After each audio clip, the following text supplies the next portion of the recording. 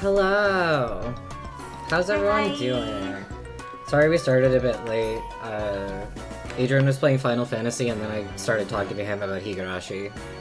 And that's how it goes. That's a rough combination of things in terms of And then I had to do laundry. Starting on time. Yeah, and then you had to do laundry and I had to go to the bathroom and we're just... It's, you know, we can't win them all. We've been really good about starting on time, mostly, and sometimes that's just how it is. But I hope you're all doing well on this beautiful Fishy Aroma Friday. I'm excited to... I have, like, little to no concept of... I don't remember jack shit about episode 5 for somebody who watched it far too recently to not remember it at all. But I'm sure it'll be more fun stuff. I mean, the Grink will be there, so... The Grink will be there. It'll be a party. But, yeah. I'm sleepy today, y'all. I'll be real. I'm sleepy today. I got nothing more to say. We can just jump in. Video games. Oh, let me not forget to turn the music off. And turn the game audio on. It didn't get fucked up by us plugging in a second set of headphones. Let's go. Sometimes it gets real fussy about the audio. And... we now begin.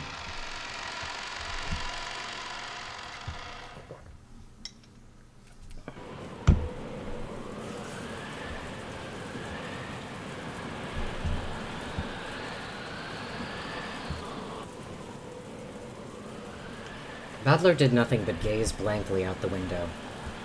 The fighting between the relatives went on without end.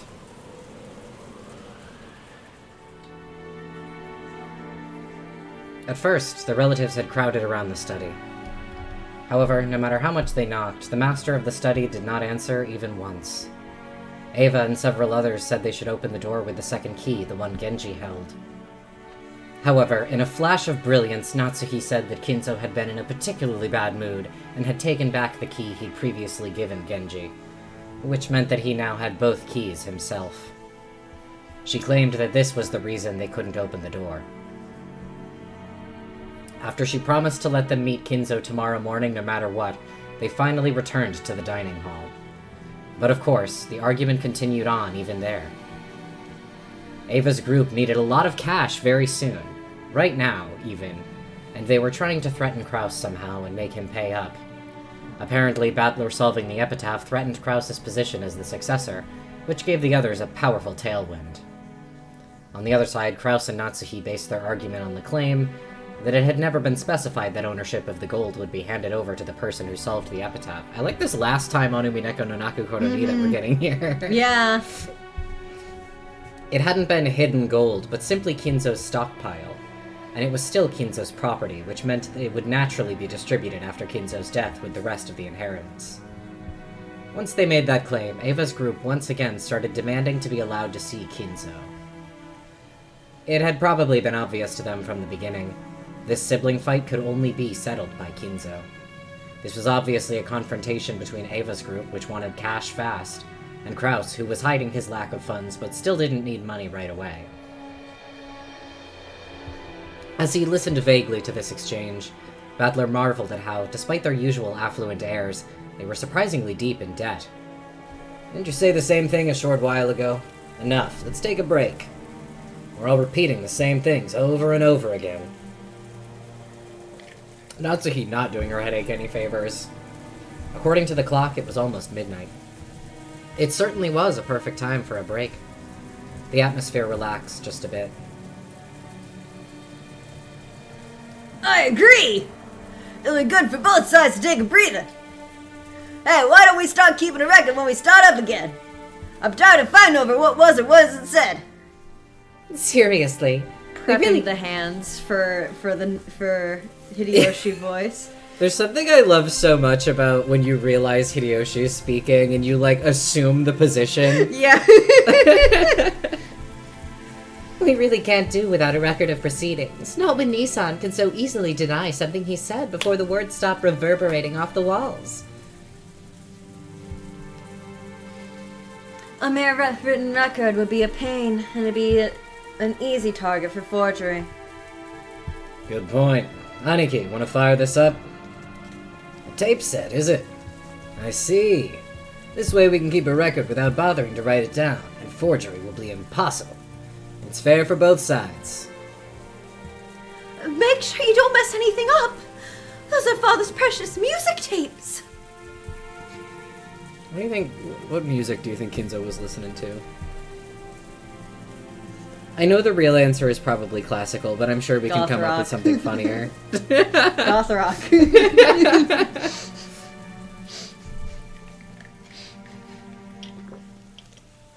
The dignified tape set had a sense of weight to it that matched this majestic dining hall perfectly. Either goth rock or nightcore. Nightcore! Carmel Don said, "Yeah, remember What's that one video? Rockefeller Street? What? Rockefeller Street is the other one that, like, everyone's only heard in Nightcore. Mm-hmm. I'm just thinking about that one video that's like the guy in the room with the multicolored lights blasting Caramel Dotson, and the Nazi in the next room just like hands over ears. I can so vividly see the colored lights just like seeping out from under the study door. Yeah. Like 182, sorry, Weezer. What's with these homies dissing my boy? God. Kenzo really said that black metal bands aren't actually Satanists. These are all really good picks, thank you. I'm sorry, the concept of Kinzo listening to Weezer is just so funny to me. Ed Sheeran. I love that that's how you say it. You know about Grace telling me about songs that she's heard at work, because one of them was an Ed Sheeran song. I cannot remember the last time I've heard someone say his name aloud. It's Ed Sheeran. But I like Sheeran. Ed Sheeran. That's his name now. Grace loves to DM me things like, I gotta fucking find what... It was an Ed Sheeran song that she was like, this is Kinzo if you read the lyrics with the wrong enough intentions. I was like, the horrible thing was she was right. That was the most wretched part. Genji, fetch me my demonic Weezer tapes. God. Also just the concept of like a Weezer cassette. Because these are like cassette tapes they're talking about. Mm-hmm. It's just really something to me.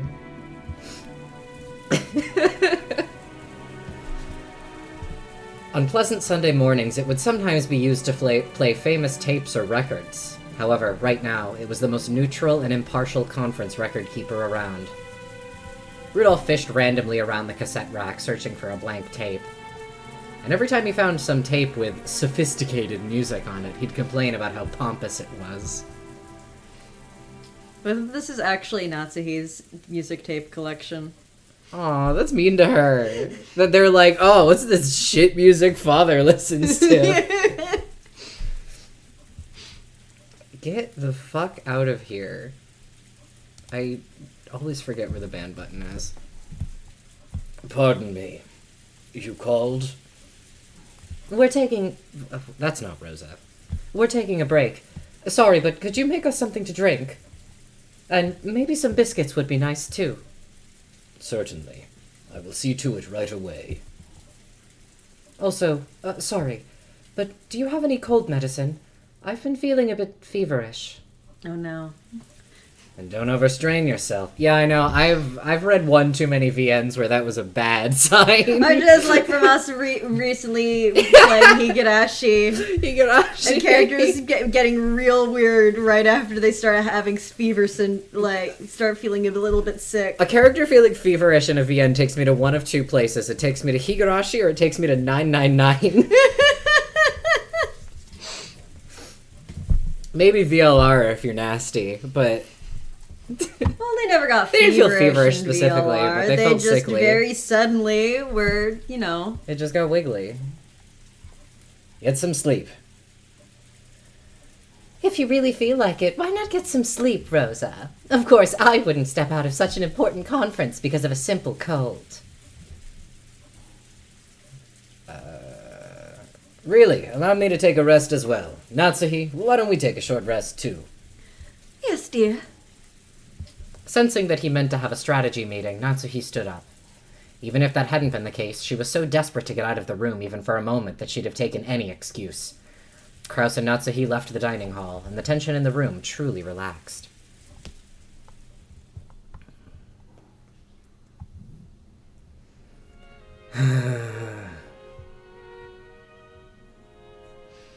You've been doing great, Bala-kun. I imagine you feel just horrible. Think of this as part of growing up and just accept it. Just how long am I gonna have to sit around here doing nothing? Who knows? After all, you're like our own portable shrine. Sleepy?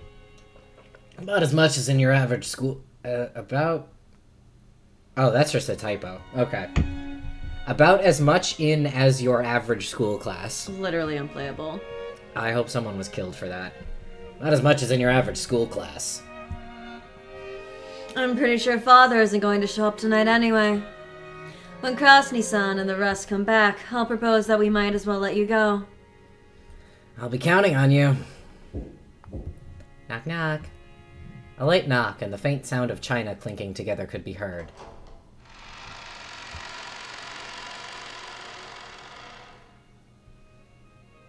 Excuse us. We brought tea. Shannon and Cannon had come by with a serving cart. The pleasant smell of black tea had the effect of relieving a bit of the tension. Hey, did you hear?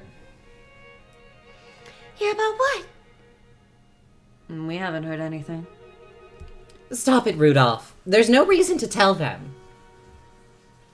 We are furniture, so we have no interest in matters concerning the family conference. I see. That's a wise answer. You have the midnight shift. That must be rough. That is our job. We would be happy to receive your orders.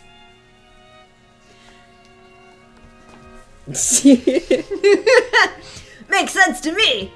At least that'd be better than sitting around awake doing nothing. When I was still in the bottom rungs, I once worked as a warehouse keeper. Even if you're just staying awake, it's pretty rough. Right after the war, you had robbers all over the place. Plus, you couldn't rely on the police back then, so it was a pretty dangerous time. Hideyoshi was particularly proud of how he'd started with nothing and built up assets by illegally diverting goods from the American army. I just love how, like, Hideyoshi loves talking about how he stole from the American army. Once the subject came up, Hideyoshi tended to get pretty talkative. The relatives who knew this were greatly relieved to see that a perfect sacrifice had come up. You got found out you weren't in it for the big time.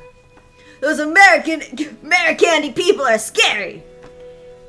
Their strength's in another league because it's all that beef they eat. Another 7th war profiteer. Yeah. One thing about Yukishi characters is they love to steal from the army. They're gonna make money off the war or the political and economic environment immediately following the war. You get caught and end up with them shoot you, or death by hanging. Get it? Death by hanging? What's the joke? Oh yeah. I think he's just. I don't think this is a get it as in a joke, more just like get it as in do you understand? Like you understand me? Death by like he's emphasizing it. I think. Oh yeah, and then I figured it out. It's all about the meat. Japanese people gotta eat more meat. And that's when I had the revelation that I need to start up a business to win over people's stomachs.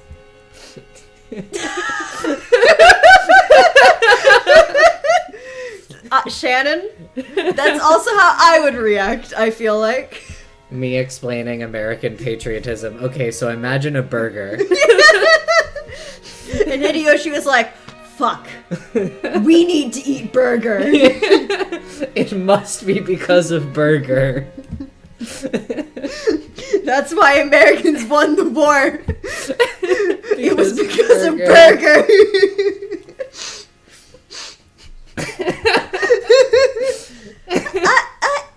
I see. That must have been quite a difficult task. Hideyoshi would be a TikTok diet guru, meat manfluencer. He's one of those. What's it called? The carnivore diet, where you only eat like raw meat. I don't think he would be that bad, but playing in the space for a minute, that would be really funny. No, Hideyoshi would be making TikToks dunking on those people. He'd be telling them about how they're doing meat wrong.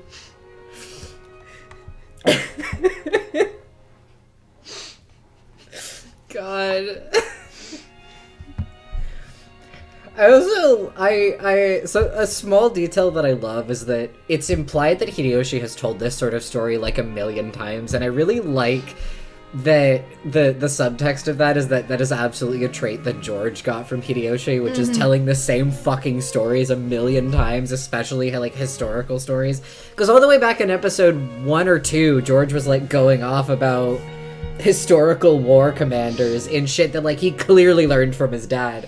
But it's also said that Shannon was like pretending not to have heard it before because he has told her about this 100 times. It's so important to me. Stop it, dear. No matter how much you tell people born after the war, they'll never understand how we suffered back then. Oops, looks like my bad habits jumped out again. Sorry. You two should have some tea as well. Every now and then, I think it might be helpful for you to use your own tongues to learn more about the tea you are always brewing. This game is so intense on, like, the graphics. Really testing your graphics card. I don't understand why the text is stuttering so much. I truly don't get it. I'm starting to think that Nscripter is just a bad engine. I would believe that. I feel like Higurashi doesn't chug this much, though. Oh, yeah. No, they'll be fine. Or maybe Higurashi on my bad laptop. Your computer's too good. Maybe. We should try streaming this on your shitty little Mac laptop. She would explode and die. Hey, we did 999 like that. Adrian, I can't explain to you how much worse my laptop has gotten since I know. then.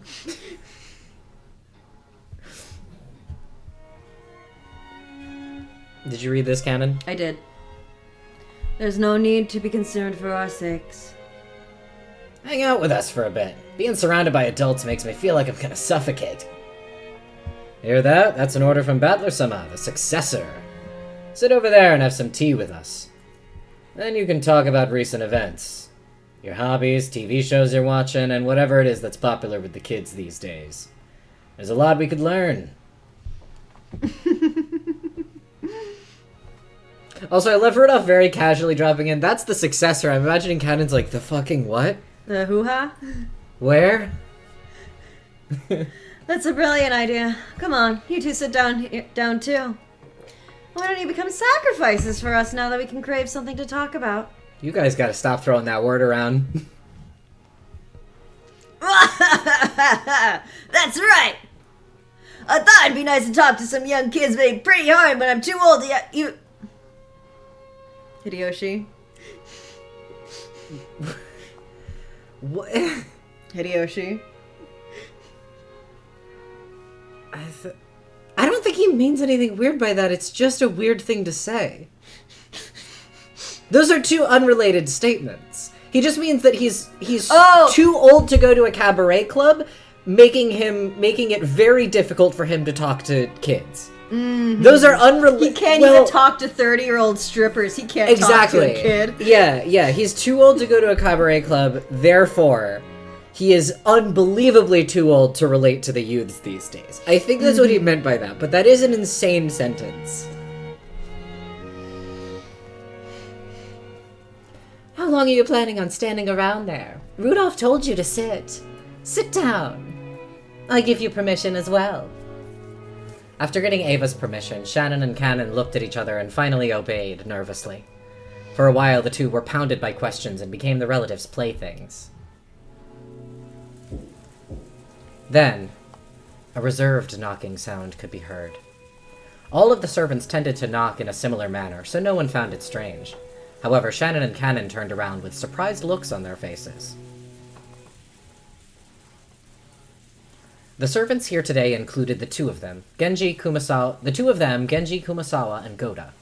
Goda had the midnight shift at the guest house. Kumasawa had gone to bed in a spare room in the guest house. The two of them were right here, so Genji was the only person left. But they knew very well that Genji wouldn't knock like that. Who is it? It's not locked. Just come in. Hi, Grace! Hi, Grace! Rudolph didn't recognize the knock either. When he asked who is it became apparent that no one knew whose knock it was. Oh, it was Grace at the door. Oh yeah, that was her. Genji wouldn't knock like that because it was Grace. After that, the same knock-knock repeated just once more. Could it be that someone had their hands full and was asking that the door be opened for them? As a slightly odd feeling began to encompass the room, the sound of a large clock in the hall could be heard. It was a sign that October 4th had ended, and October 5th had begun.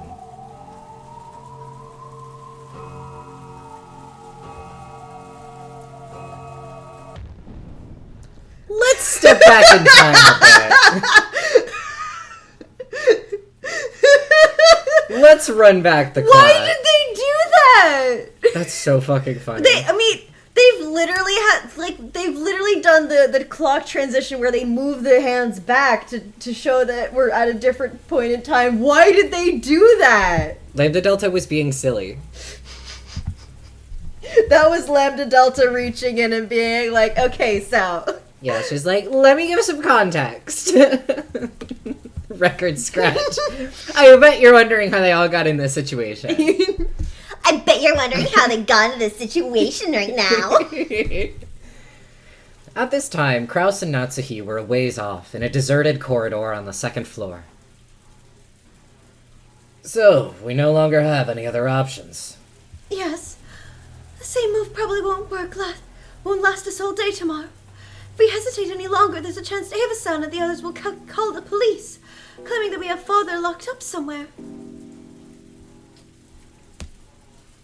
This is as far as we can go. Peddler-kun finding the gold was completely unexpected.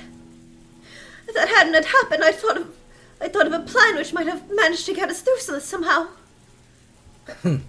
This always happens when I bet on something. Something unexpected always happens, and something that should have been an absolute certainty goes wrong. Kraus when NFTs don't explode all over the world. Kraus when all of the grifters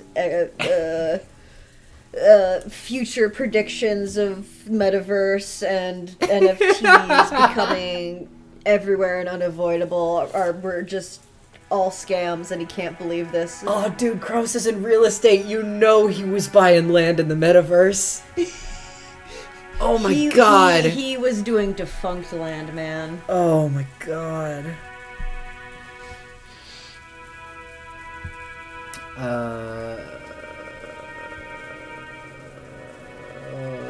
Kraus when Lucy pulls the football back again. Kraus fell for it again award. Do you think this is probably still Kraus? Sure, yeah. Let's arrange for Father's room to be empty starting tomorrow morning. Let's plan it out with Genji and have him say he saw Father heading out into the forest early in the morning. Oh, fuck. No, that super was Natsuhi. I said that! Lovely impression of me, honey. Thank you. I've been working on it. Sounds really good. I doubt Ava and the others will simply accept such a disappearance. I'm fully aware of that. However, we have no other options. If we do such a thing, even the others will doubtless make a fuss that our actions were suspicious. They aren't worried about appearances as long as they can squeeze some money out of us. It might end up in some odd magazine and cause serious damage to the confidence placed in me. Damage is something we can live with, right?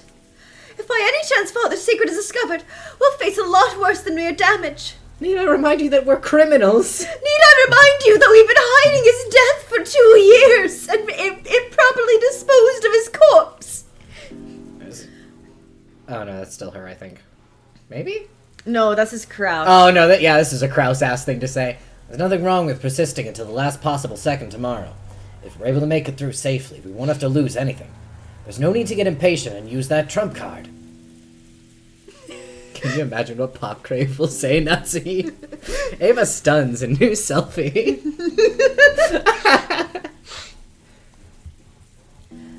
You want to wait until they start clamoring about how we've locked Father up and then say he's gone missing?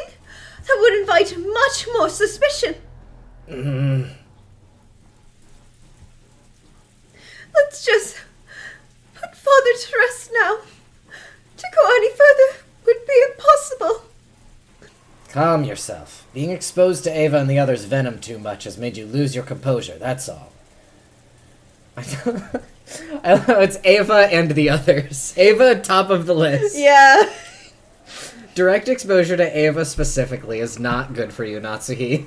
Yeah, make sure not to go over your daily dose of Ava. Yeah, that can be fatal. And also remember that the daily dose of Ava is 15 milligrams. Yeah. Only 2 keys exist that can let anyone into that study. And you have both of them right here. That means no one can go inside. That door is of a very special make. No matter what kind of tools they bring out of the storage room, it won't even budge. Isn't it wood? I just feel like... I feel like the siblings are not above much, but I do believe they would be above burning down the house. Well, not even that, but I just think an axe and sufficient persistence... It's a really thick door, we do know that. So they cut these things called trees with axes. I don't know if you've heard of this. It might also have like some metal reinforcements. Who fucking knows? It's I would very believe possible. that. I would believe that of Kinzo. It's very possible. I think they're taking physically destroying the door off the table, I think is what they're... Yeah. Because, like, it won't even budge implies that they're talking about, like, breaking in and not physically destroying the door. I'm just saying that depending... Do you think that the Ushiromiyas have axes here? I think they got, like, weed whackers. They got a hatchet. They got a hooked nada. Yeah, they have a hooked nada. We know not that. an actual hatchet. Yeah, but still, you could probably do some damage to wood with that thing. Maybe. Sufficient persistence. It might break. I mean, hooked nadas aren't the most practical tool. Yeah. It's not nothing. It isn't a physical problem like that! Please don't be hasty and calm down. In any event, you can pretend to have gotten a fever and stay in bed. In the meantime, I will overcome all of this for you. I can't leave everything to you! God, Natsuki. I'll fight until the end, too! When Natsuhi could no longer hold back the tears brought on by her fierce emotions, Kraus held her gently. Just how long had it been since the last time she'd felt the warmth of her husband's compassion? Girl, you... We gotta kill him. We gotta kill him. I'm glad you're doing the bare minimum for Natsuhi right now, Kraus. But also... Your headache must be awful, yes? It's always that way when you wrinkle your forehead like that. Dear. She had come to think that her husband could never guess the way she felt. But at times like this... Let's wait for the very last moment before using our disappearance trump card. It's like a last resort treasured sword. It's best when it remains in its sheath. The important thing is that you're ready to pull it out at any time, right? Wow. Wow, this is just like... This is just like Umineko. Wow, this is just like that part when in Umineko when Valor said that the red truth is like a red treasured sword. Yo, do you think Rikishi read Umineko? Oh my god, that would be crazy. Croucitrus confirmed. I understand that. Would you let me handle that trump card? Of course, at the final moment, I will take all of the responsibility. I won't get you and Jessica involved. What do you mean by that? When the Yoshinomiya family is destroyed, it is enough that I alone am crushed in the rubble. When the typhoon passes, let's make sure we're ready to file for divorce. I will sign the papers and let you hold on to them. I've secretly left some of my assets in your name. If you add on some compensation money, that should be enough for you and Jessica to live on without any hindrances. Question arcs confirmed as inspiration for answer Oh my arcs. god. Also, the scene. This scene. No! Ushirimi Natsumi is the name that should be engraved on my tombstone. Please let me be with you until the last moment. Even if it turns out that you're the last head of the Ushirimi family, please let Natsuhi be the name of the wife of the final head. Your wife. What if I died? Krause's existence was founded solely upon the trust and power of his assets as a financial fixer. If either of those weakened, nothing would remain. If they used the trump card of Kinzo's disappearance, they would lose one of these two essential supports. It was like offering your right arm in exchange for your neck being cut. It was probably better than losing your head, but you still might die from the blood loss, and even on the off chance that you did survive, you'd have to bear a heavy wound that wouldn't heal for the rest of your life. Krause was prepared even for death. Understanding this, Natsuhi buried her face in Krause's chest and cried.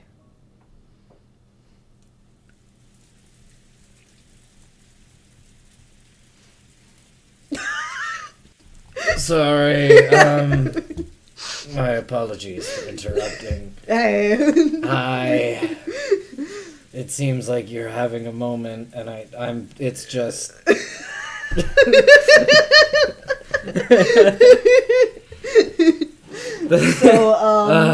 So, am I interrupting something? The sudden appearance of Genji's voice made Natsuhi jump back and hurriedly wipe the tears from her eyes. Kraus stood in front of Natsuhi, shielding her. Kraus, stop trying to be a good husband for 5 seconds. We know you're not a... Kraus and Natsuhi kill me, man. 'Cause I'm like... I know their relationship sucks, but I also don't think divorce would save them. Yeah. I don't think that, at this point, I don't think ending this relationship is going to be a meaningful improvement for anyone involved, is the thing that blows. Mm-hmm. It's just... they kill me. Ah, Genji-san. Please don't sneak up on us. Do you have some business? Yes. My apologies, but I have something to report to Madam. To me? Oh, this is good, I bet. Dear? I don't mind. Kraus left Natsuhi's side, went to a window a short ways off, and gazed at the windy and rainy rose garden. Natsuhi went with Genji to a place a short distance away. What is it? I do love all of the new Natsuhi sprites that are in this I was gonna art. say, this is a rare one that I don't remember. I think this is a new one. Yeah. She gets a ton of new expressions in this arc. She does, yeah. Which is weird because I think she has less answer arc sprites than question arc sprites. Huh. She's the only character whose sprite count goes down, and I don't know how that's true, but it is. No gun. That's not it. Really? It's not. I haven't gone through and side-by-sided them, but if I'm remembering right, Natsuhi is the only character who has less sprites in the answer arcs than she does in the question arcs. And I don't know which ones are missing. I'm wondering if it's just there might be repeats in the question arcs or something. Not that I could find. I didn't see dupes. I'll one of these days I'll go through and look at it, because I remember it being weird. Well, The truth is, another phone call has come for you, madam. Just what I fucking need. That's the noise that Natsuhi made. Yeah, at that moment, a sudden, eerie sound surprised her. I think there's something so incredibly interesting about Krause's misplaced chivalry with it, and that for the game as a whole. Yeah. Second phone call has hit the Nazi. God. It was the large clock in the hall announcing midnight. Oh, and this is their way of saying it wasn't Genji who knocked. I'm just realizing, because we see Genji here. And the clock just struck midnight. So that's why they're like, let's back up a little. Who was knock? Who was knock? Who was door? You don't mean that man again? Yes. What is to be done? Did he say what business he had with me? You don't mean that old or young man or woman. That person of both indeterminate age and gender.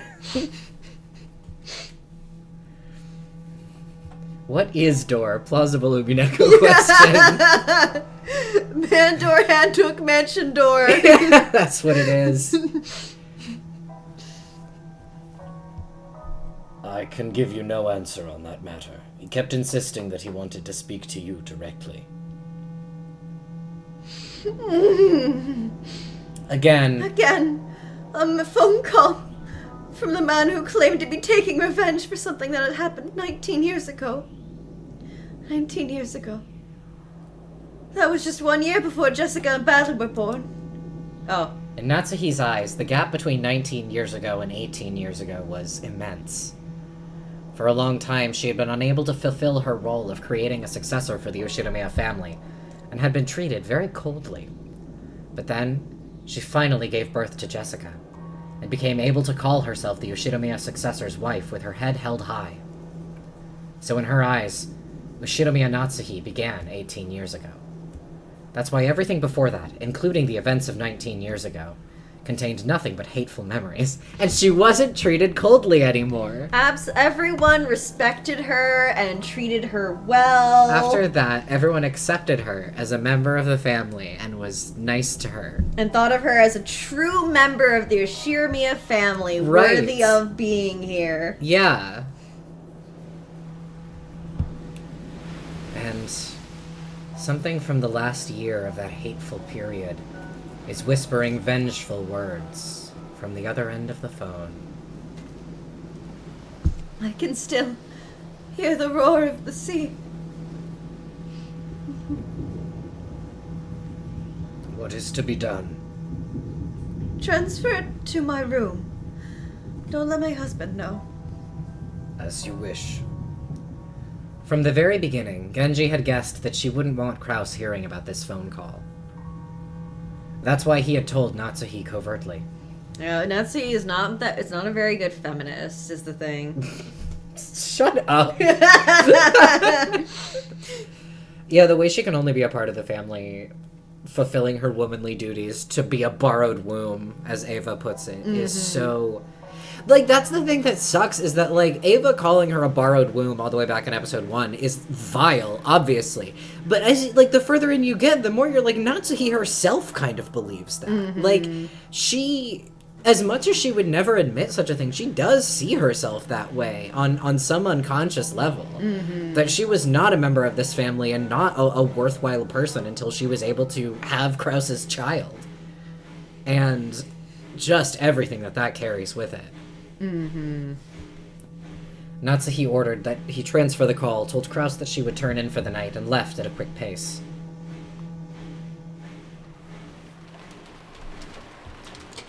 She returned to her room and locked the door. There was nothing peculiar about that. In the Yoshinomiya family, hallways are like public roads.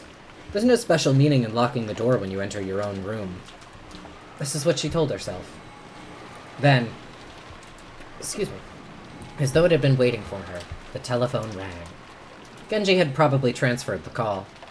She took a deep breath, readied herself, and picked up the receiver. Hello? Again, it started with silence. She realized that the person at the other end was trying to irritate her and make her feel uncomfortable, and she got angry. Why are you silent? I'm hanging up. Do not hang up, Mother. I want to hear your voice a little longer. Let's fucking go, Deep Blue Jeer. This is the second time that they've played Deep Blue Jeer in this phone call. You're the second person to mention the phone calls being fucked up by voice acting. Now someone's gonna have to tell me how they did it, but not here, obviously, because I'm actually curious, and I keep forgetting to go look it up myself. I think I know how it was probably done, but I'm curious if that's the case. I want to hear your voice a little longer. Again. And that unpleasant voice. Are you trying to mock me? Tell me what you want. I want to play with you, Mother. Let's play toys. What? What are you talking about? Ushirimiya Natsuhi does not play toys. Well, you're gonna. I have no desire to play with you. You're tired from the family conference, right? Is that chronic headache of yours getting to be a pain? That's none of your business. Just the fact that he knew her headache was troubling her made a shiver run up her spine. You get headaches because your head is all stiff. If you go straight to bed like that, you cannot expect to have good dreams. Haven't I told you that's none of your business? I'm hanging up. Natsuhi forcefully yelled that she was hanging up, but in actuality, she couldn't. Okay, well, Natsuhi, I think you could say it at any time, honestly, and this would work. But knowing that she has chronic headaches at all is scary, but it's like, yeah, you see, especially like, calling her is a stress-inducing incident and therefore would give her a headache by itself, probably, so it's like a pretty safe bet. Yeah. Yeah. After all, being at the receiving end of a phone call was much better than the alternative. If she hung up violently, this person might then call someone else. Let us play a game to help you relax. I will not take up much of your time. I have no intention of playing with you. Your name is Natsuhi, Mother. It is the kanji for a season in it. Pretty nice name. However, just because your name is Natsuhi, that does not necessarily mean you like summer. Which season do you really like, Mother? You think I'll tell you? If you do not, I will hang up. Is that alright? It was clearly a threat. It meant that if she forced him to hang up the phone, anything might happen. Humiliated that she was forced to give in to a threat made by a man whose name she didn't even know, she gave him the answer he wanted. It's autumn. Why? Because it's an easy season to pass the time in. I need to do my 4th grade survey homework, Mother.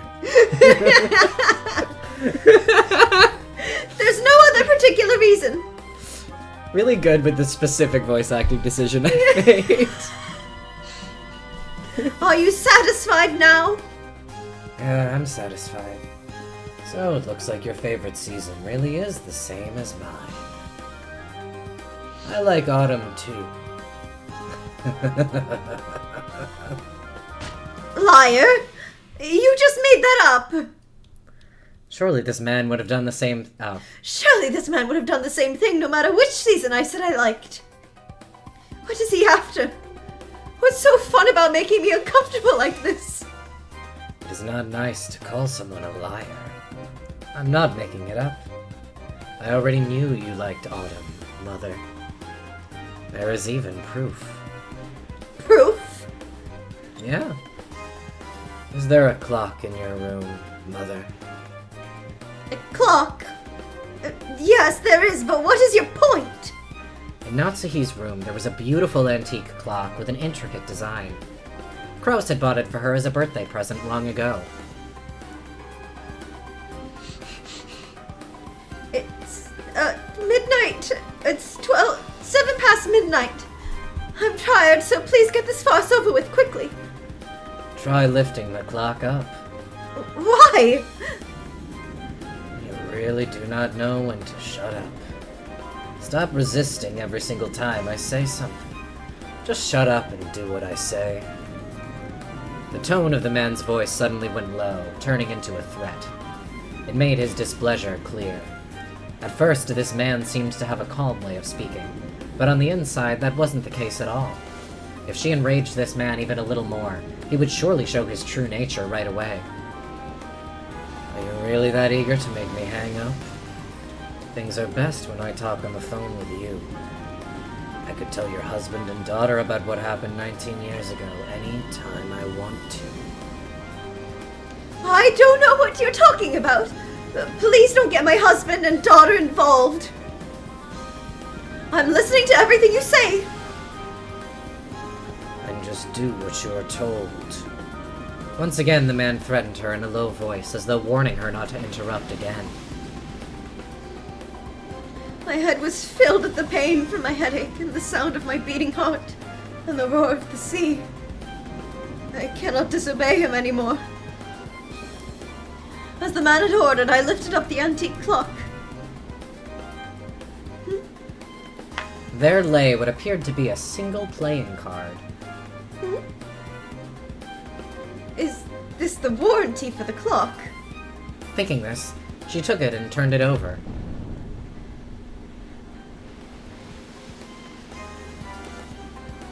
Are you wide awake now? Why is this here? Well, it would please me if your headache's gone down a bit. Tell me that you're happy, Mother. Drink for paper hidden behind clock. How did you... Why? Didn't realize the man from 19 years ago was a Higurashi fan. Oh my god. How? I'm sure Higurashi didn't invent that, but that was my first thought. No one has ever put a piece of paper behind a clock. This is true. Until Higurashi did it. I want to hear you say you are happy, murderer. How dare you act like a normal, neat freak mother? You make me want to vomit. Do you want that to land on your husband and daughter as well? You don't, right? You want me to keep quiet, don't you? Okay, I'll keep quiet. Come on. Aren't you happy? Aren't you? I'm happy! I'm happy! So please stop! Don't bring my husband and daughter into this! What is it you want? Money? How much? I do not want money. My wounds could not be healed with any amount of money. But there is a medicine. That is right. It is like a kind of ointment. Thick, syrupy, and dribbling. And that is my hatred. My resentment towards you. Slathering myself with that is the only way to hold back the pain. Natsuhi had never had anything so hateful said to her in her entire life. So she suspected many times that she must be having some sort of bad dream. However, this definitely wasn't a dream. If you're happy and you know it, clap your hands. But do not put the phone down. That is what you must do, Mother. You couldn't possibly be on this island right now, are you? I am. Did I not promise you? I said I would be at the family conference. That's impossible! There's no way you could have come during this typhoon! That would be no problem if I came before the typhoon reached here. And I am pretty sure this guest called Erica or whatever arrived even during the typhoon. Her blood froze. Furudo Erika had supposedly been brought here by coincidence. If he knew that name, he would have to be very close by. Where are you? I will not appear in front of anyone until you introduce me. Do not worry. Oh yes, it is useless to try and search for me. Your mansion is huge, and you have no shortage of phones I could be calling from. Besides, I am sure you do not want to meet me, right? Or else, do you want to expose me and introduce me to everyone? Introduce me to Jessica, too. Tell her I am her older brother by 1 year. Stop it! Stay away from Jessica! I guess I have scared you a bit too much. That is all from me. For tonight. But do not forget, you cannot disobey me. Understand, Mother? Yes! I am gonna hang up for the night, but I have an order that must be followed until tomorrow morning. What is it? You may no longer leave that room tonight, and you may not make a phone call to anywhere. If a phone call comes for you, you are not allowed to take it. We'll turn the lights off right now, get in bed, and sleep. Then you will wake up at your ordinary time. Sure is nice to live a healthy life. I really am such a good son, working so hard for the sake of my mother's body. I understand. I'll go to sleep right now. I won't leave my room. I won't pick up the phone. So don't involve my husband and daughter. As long as you follow my orders, I will keep your secret, Mother. Do not disobey me. I am already very close by to you. I can easily tell whether you have turned your lights off or whether you are on the phone. If I wish to, I could even kiss your sleeping face. I'll keep it. I'll keep my promise. So stop it. Just stop it. Stop it. So this person is claiming to be able to get into her room. Yeah.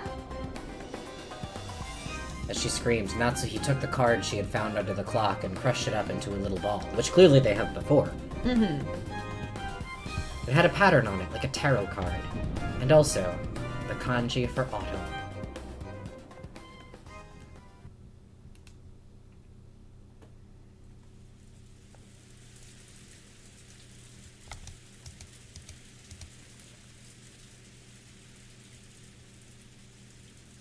Let's step back in time once again.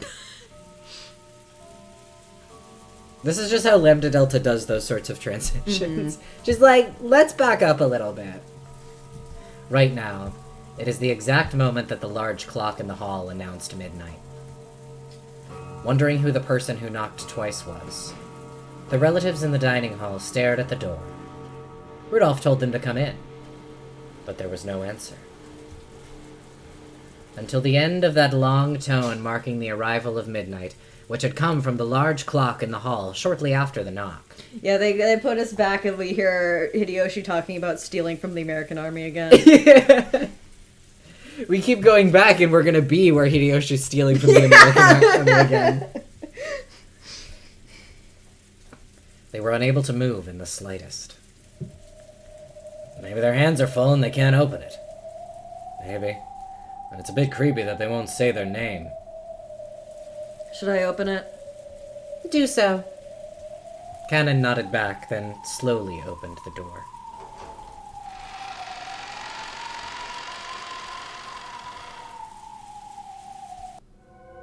What's this?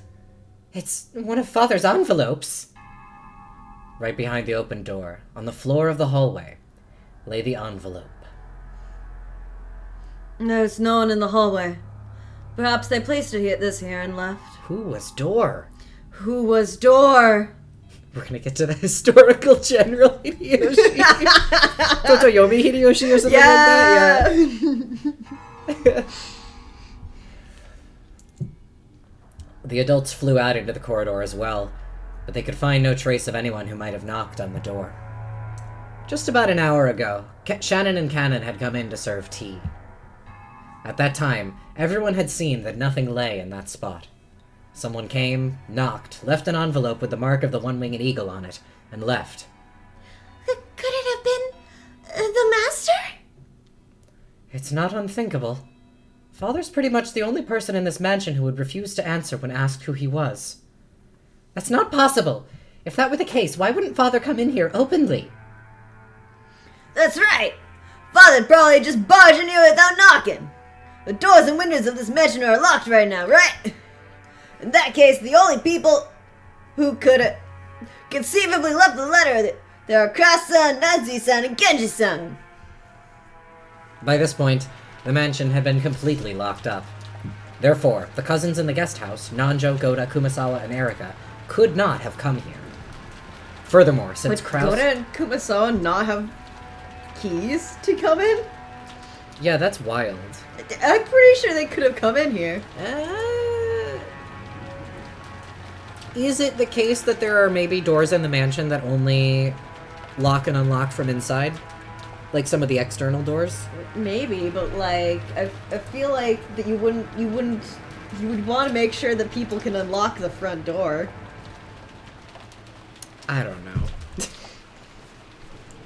They forgot their keys. They left their keys here. Yeah. Furthermore, since Kraus, Natsuhi, and Genji were the only three who weren't in this room, one of those three had to have been the one who set that letter down in the corridor. So, it was very likely that Kraus and the others had placed the letter there to make it seem like a message from Kinzo. I see. It'll have something written on it that's supposedly in Father's name, saying that he won't accept Battler as the successor or something of the sort. Ridiculous. I can't believe you try to pull such a childish trick, Nissan. Well, it's not like I give a damn about being the successor. Give it up. That's just your fate. Anyway, why don't we read what's inside? Rudolph Yay, story time! Yay! Yippee! Rudolph set the letter on the dining hall table and let everyone see the front and back to show that there were no tricks or hidden mechanisms. There are no mechanism on the piece of paper. Yeah! Almost like a magician does before performing his act. And then Rudolph ate it. And then pulled it out of his sleeve. Yeah. Can we be sure this envelope is one of Father's? Yeah, no doubt about it. Father liked to use this... That was a bit too high-pitched for Kirie, but... That's fine. Father liked to use this kind of envelope for handwritten letters. What do you think, Shannon-chan? Nice past tense, Rosa. Yes! To my eyes it was. It looks like the type of envelope that the master uses. That doesn't mean Father was the one who wrote it. It would be pitifully easy for Nissan to snatch one of these from a drawer in Father's study. Maybe Kinzo just hasn't sent any letters recently. Yeah. Wonder why that would happen, though. No reason. Oh, I wonder why that's happened. Even Crossama would not be able to enter the study easily. It might be hard for him to steal an envelope. Let's try opening it. We can worry about all that later. Feels like there's something in it. I wonder what. Yeah, Kinzo doesn't want paper cuts, exactly. Mm-hmm. Rudolph opened the envelope a bit roughly. Then, a folded letter, and a glittering object fell out. It was a ring. Huh? Wait a second. Isn't that ring? Oh, that was Ava. Wait a second. Isn't that ring? Ava noticed it immediately and grabbed at it. Fishy aroma moment, by the way. Fishy aroma! This is Father's ring, isn't it? It's the head's ring! What in the... Seriously? Are you sure it's Father's? Could it be a replica? No, this is the real thing! I've always dreamed about wearing this ring on my finger someday. Even though Father wore this on his finger, I know more about it than anyone else. This is Father's ring, no doubt about it. Why is it here?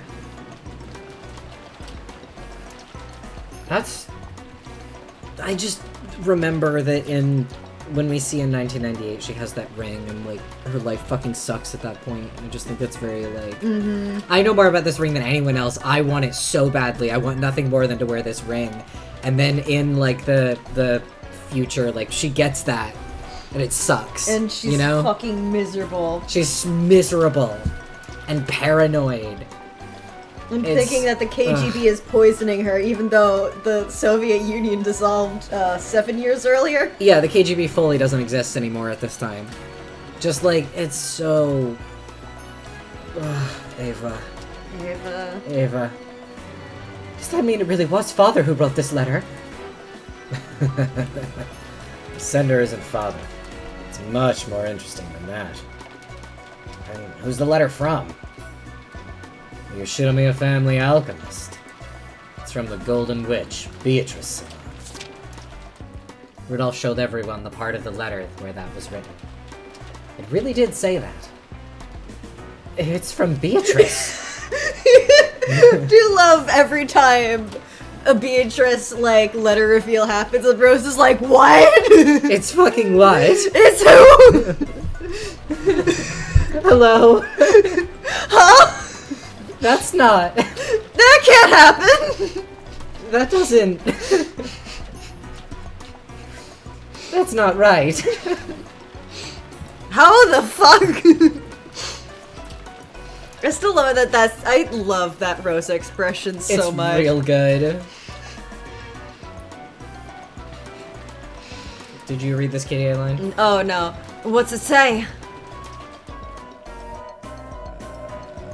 Okay, would you like to say who you are? Probably Rudolph, because probably. he's the one who has the letter. I'll read it. Congratulations. Congratulations! Congratulations! That scared our cat so bad. Cecil is beatrophobic. Wow, Cecil. What are you, some kind of misogynist? We need to disprove the witch! We need to disprove the witch by any means!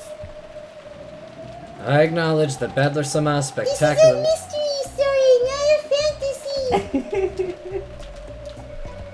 I acknowledge the Bedler-sama again with spectacularly solved. Get a new adverb! No. Spectacularly solved the epitaph's riddle and reached the golden land. Anything not written is in red is you can't believe! All of the gold belongs to Bedler-sama. Furthermore, Bedler-sama is the new head of the Yoshinomiya family. As proof, I send the head's ring which Kinzo-sama left in my charge. Bedler-sama, I beg that you take the ring, become the new master of the gold, and guide the Yoshinomiya family. I sincerely pray that you flourish as the new head. What the hell? I see. Dad just won't come out of his study, so Beatrice, the Witch of the Forest, has acknowledged Badler directly.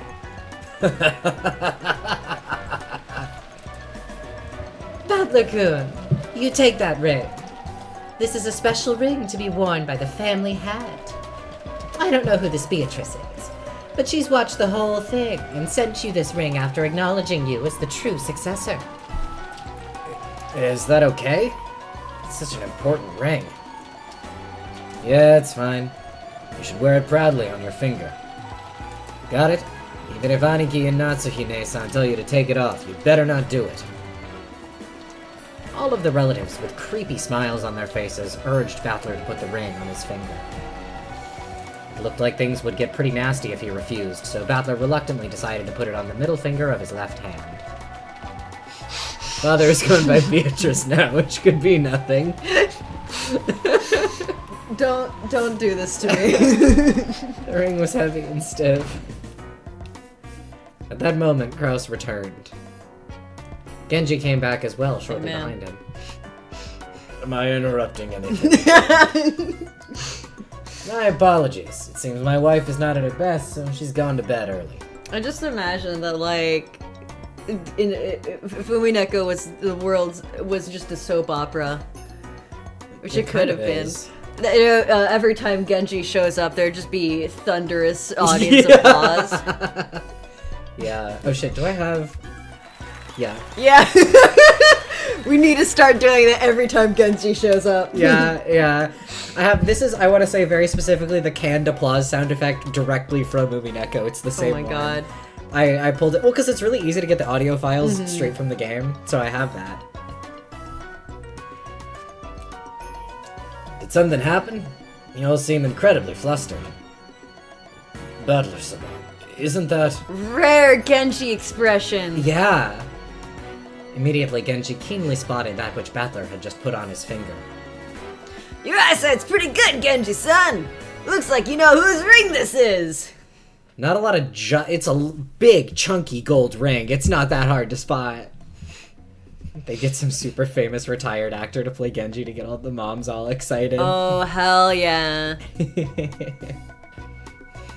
What? Oh yeah, I'm sure you're used to that ring, Genji. Yeah. Here's how it can still win. What? Old man fucking? Well, no, do you remember, it's technically a wrong theory, so I don't know if I want to say it on stream. Not that it fucking matters, but you know Grace's theory that she's been on? Hang on.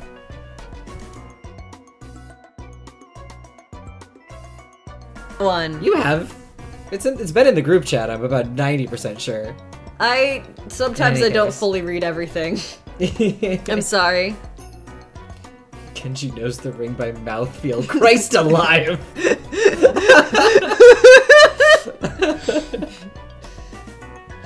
Oh, you weren't talking about your theory, you're talking about a horrid old man. So. Okay, just checking. Could have been either.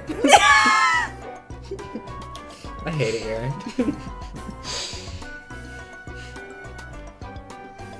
However, old man sex under my theory is glorious. That's true. Judging by Krause's dubious expression, it seemed unlikely that he was the one who placed the letter there.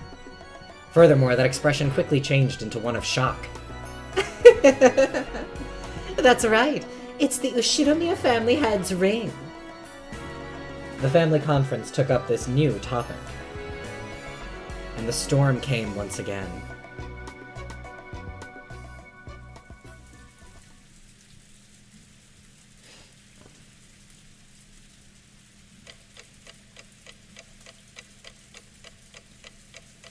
Damn. Damn!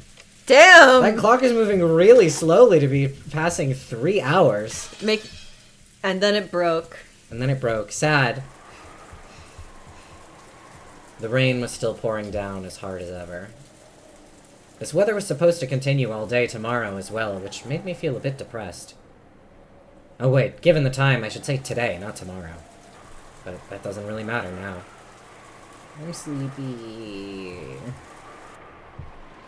With half-asleep eyes... Who the fuck is speaking?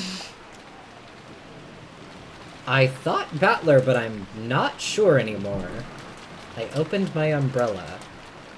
The large drops of rain pounded mercilessly against it. Technically, the end of the family conference. Oh, maybe it's Battler Battler going back to the yeah. the guest house, I think, probably. Yeah. Technically, the end of the family conference had been declared at 1 a.m., but external scuffles kept continuing sluggishly. I'm really jealous of Aunt Rosa, who managed to slip out of there at that time. She cleverly got away by saying that she'd check on Maria, who might have been staying up too late. Dad caught me ruining my chance to escape, and they made me stick around until now, 3 a.m. So what have they decided on after all this time? Nothing at all. They just kept on arguing about who said what like elementary school kids. I'm sure they're tired, too. That's probably why they keep dragging on with the same pointless questions. I no longer felt any shock or anger towards them. I guess drowsiness is the best painkiller. I left them behind and finally returned to the guest house.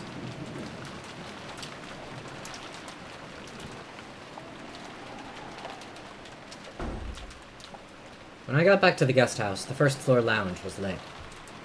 I could even hear people chatting inside. Apparently some people were still awake, even this late. Despite the late hour, Goda-san and Dr. Nanjo were still up and chatting. Hit that audience applause. Oh, hell yeah. For Nanjo. But not for Goda. Not for Goda. Only for Goda when he's bringing out food. Plates and cups were lined up on the counter, and it looked almost like a bar with Goda-san as the bartender. When they noticed I had returned, they seemed to finally realize how late it was. When Goda-san made to top off Dr. Nanjo's glass, the latter declined with an exaggerated gesture. That's enough, that's enough. It's already too late to be up. Look how late it's gotten. You were such a good person to chat with, I hardly noticed. If so, it's all thanks to your liquor. I'll have to do this again sometime. Yes, gladly. Old man date. Yeah, I'm like, what is happening here? I have no memory of this. And I can't stress enough that I last rewatched this episode like 2 months ago at most.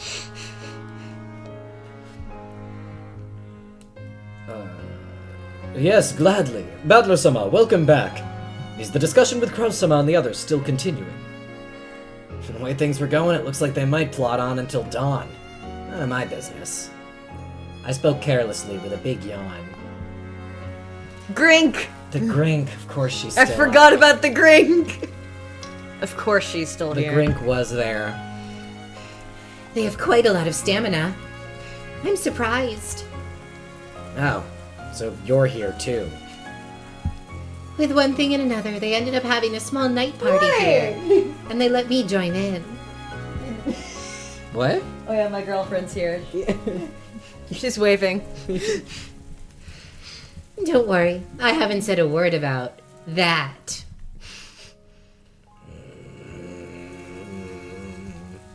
Do you think Lambda Delta is a Fujoshi? Greatest threat in the history of forums. Old man Fujoshi.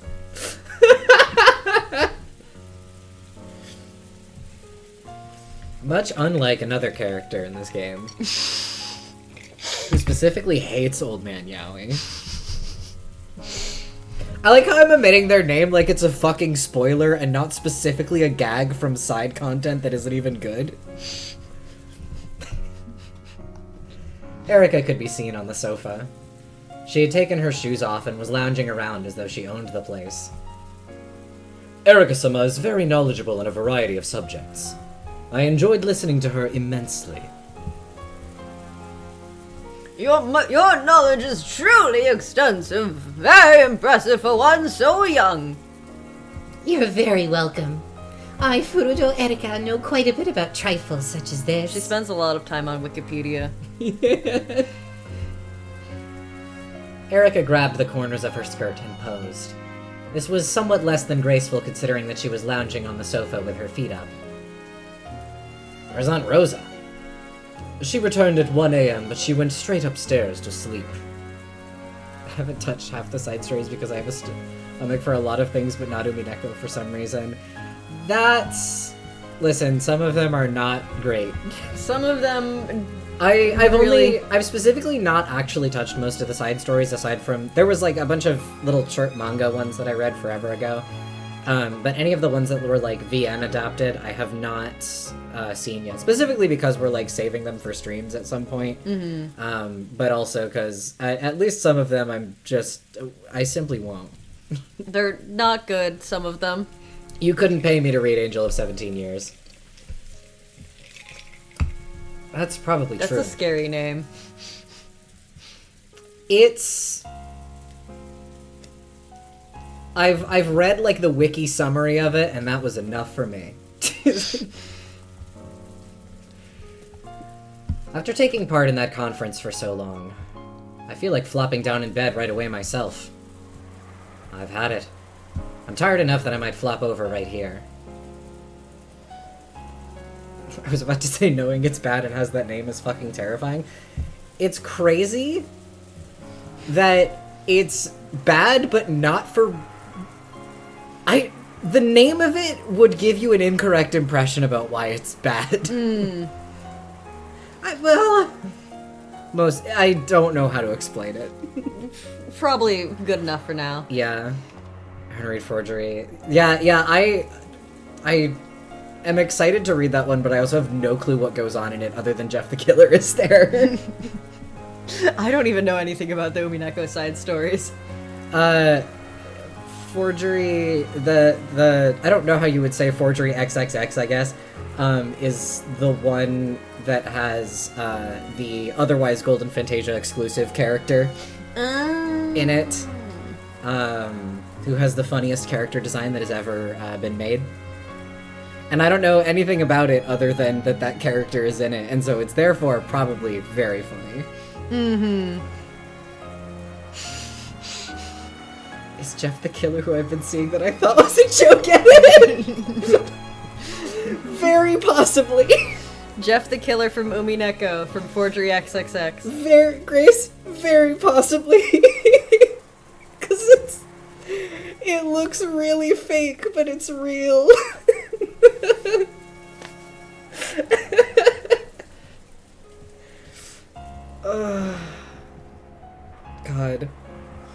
Yeah, I have to research more into the Umineko side stories, because I want to go through at least, like, the good ones.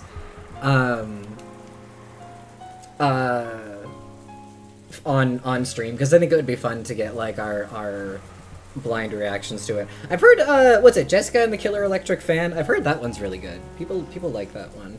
That'd be a fun one to do, and I think that's included in the stuff. I just have to figure out how to get my hands on them, but we'll see. Who the fuck was talking? I forgot. It's Nanjo, probably Nanjo, yeah. Well then, let's call it a night. Don't you have to get up early tomorrow morning to make breakfast, Goda-san? Preparations for breakfast have already been made. I would be most pleased if you would look forward to it. In Goda-san's eyes, the family conference is an open stage on which to display his culinary skills. Maybe this invigorates him so much that he doesn't even get sleepy. Erika stood up, laughing at how youthful Goda was. That's just so funny that she's like, oh, young people. Girl who is unspecified age, but certainly younger than him. This became a sign that it was time to disperse. I will clean up here. Please go and sleep, everyone. Girl, you are today years old. She Exactly. was invented today. She was just born. Leaving the cleanup to Goda-san, I went to the bathroom and then climbed the stairs to the second floor. Good night, everyone! These old bones have stayed up a little too late, partying. Yeah, I'm gonna say I you're was also... getting fucking crunk in there. I was gonna say he's also sloshed by the sounds of it. Good night, Dr. Nanjo. Good night, Battler-san. Yeah. Good night. Then, in the second floor hallway, we split up. I can't hear a character just saying yeah without thinking about that moment in fucking Virtue's Last Reward. When Sigma opens the treatment pod and just says yeah. I, like, never recovered from that. Yeah. Opens the frozen plant that he put through cold sleep. Yeah. Appropriate response to the situation, honestly. That's the thing, it's like, Grace and I have talked about this at length, but it's like, it's great because you actually probably would say that in that situation. Like, it's the kind of dialogue that stands out because it's like, the way that people actually talk is insane. Yeah. If you were to put it in writing, it like, wouldn't... Yeah, if I put a plant in fucking a cold sleep pod Right. and opened it up and it was like, oh, I wonder how the plant's doing. Yeah. Yeah. Yeah, it's like completely rational. But yeah, it's like, Zero Escape is not normally known for its naturalistic dialogue. And so it feels so out of nowhere. It's so funny. Virtue's Last Reward, I love you.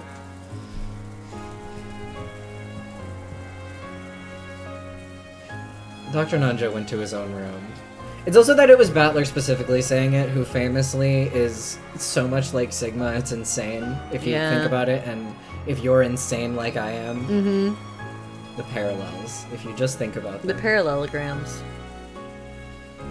Dr. Nanjo went to his own room. Erika went to her room.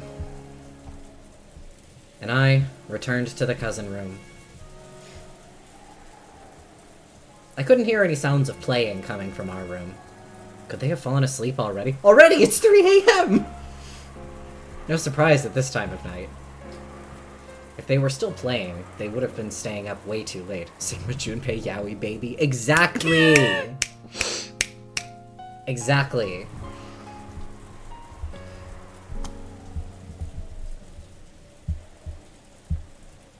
When I opened the door quietly, as expected, the room was already pitch black except for a small nightlight. Everyone was already sleeping in their beds. I'm sure they all had a great time and played a ton. Then they probably talked about youthful things and enjoyed staying up late. If only I hadn't found the gold, I could have enjoyed my time with them. I'm already tired. So tired. Forgetting even to change my clothes or brush my teeth, I crawled into bed. And immediately immediately began to skip the text. And immediately began to descend into the marshes of sleep. Today's been so insane. I wonder if that old bastard is still in that family conference now. How does he not get tired? George and his stupid freaking nightlight. Come to think of it, what was it that old bastard said when we parted company? Tomorrow, there's something important I want to talk about as a family. It's about you. I'm sure it's more stuff about being the successor. I don't even want to hear about it. Cool callback to episode 1. Yeah, but with a little bit more detail. I don't think in episode 1 he said it's about you. Yeah. He just said we gotta talk about something, you, me, and Kirie. If I tell you about this, I'll probably be killed. I'll kill you whenever you want, you old bastard. And again in episode 1, he was like, I might die tonight. Yup. And then he died the next day. Sure did. And then, what was it he said next? It's about your birth. My birth? Probably just something about the noble Ushinomiya lineage. Not interested. George has some Ebenezer Scrooge type nightgown. He also, he would have that funny little hat. He would. I can Is imagine. George, rate him on the scale. Honk shoe, snork me, what do we Honk think? shoe. He's a pretty solid honk shoe. There's no question about it. He inherited the honk shoe from his dad. Oh yeah, Hideyoshi's very honk shoe. Battler's kind of snork me, I think. Absolutely, Battler is a snork meme. This I believe. Jessica is also a honk shoe. Oh, Jessica's a hard honk shoe, yeah. Just let me sleep. Good night. Good night. Okay, everyone go to bed. We're breaking you with the glass now. Hideyoshi has snores and sneezes that shake the house, I think. Hideyoshi's dad sneezes would go crazy. Absolutely.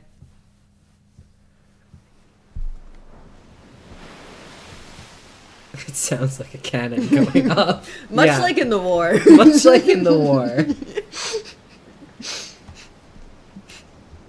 Ava sleeps with earplugs. Real. She makes him get those, like, breathe right strips. Yeah. Whatever. And they don't help. Sad. The sound of crashing waves. The sound of the tide surging. The noise of the sea breeze. Whenever my headache torments me, these are the sounds that fill my head.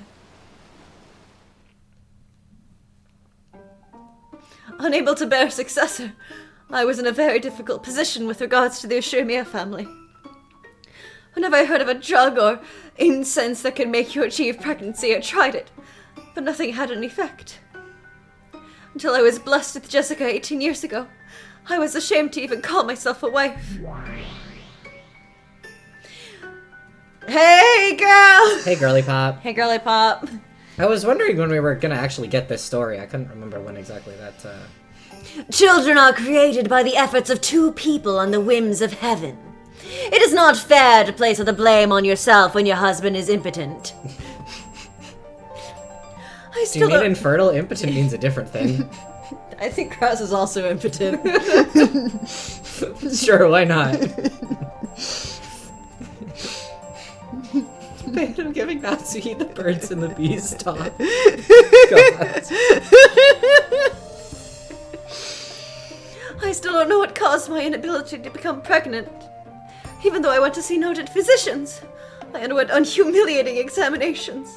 But I was always just told that they didn't understand the reason. Did you guys have Krause tested? Almost absolutely not. Yeah. Even though quite some time had passed since your marriage, you still couldn't bear a child. I see. It's only natural that Ava, who secretly aspired to become the successor, would start getting ideas. Ava tried to oh, nope. Ava tried to convince father that I was a failure as a successor's wife. It was a time when Kinzo was also very disappointed by my husband's repeated business failures. On the other hand, Ava's husband Hideyoshi's business was growing well, completely the opposite of my husband's. He was the only person who could bring father good news. So perhaps father couldn't be blamed if he decided to lend an ear to Ava's words, or even accept them completely. It was all my fault, because I couldn't bear a child. You are sinless. Aren't babies in this country carried here by storks? Beatrice hasn't received the birds and the bees talk, it seems. If anyone is to be judged, blame the stork. Thank you. However, even though he was still in good health, the head was already well past his prime. It is not hard to imagine that he wanted to see his grandchildren's faces as soon as possible. Who cares? If he wanted a grandchild, he could have just done what he wanted with that appalling amount of money he had. I don't know what the fuck is going on with my Beatrice voice. It's fine. This is Kinzo, the man who always bragged about how money could create anything. Thinking again about when my boyfriend thought my electric razor was a pregnancy test, I think Cross would do this.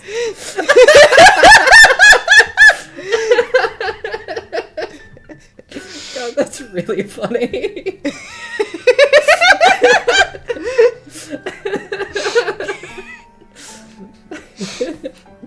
That's so beautiful. I'm thinking about that one like text screenshot that was someone sending a COVID like positive test to someone. Was like, hey, we hung out the other day, and it's like, hey man, I told you I'm infertile. It's not mine.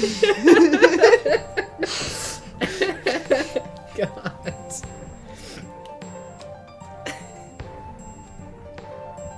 If he wanted a grandchild, why couldn't he just manage something with that money he's so proud of?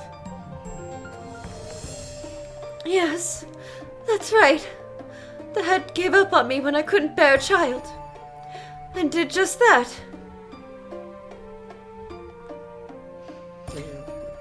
The head gave to many charities, thinking it the duty of anyone in possession of so much money. One among these, an orphanage known as the Fukuin House, had been given especially large donations, possibly because he had old ties at that place. Ah, the Fukuin House. Furniture came from that place quite often.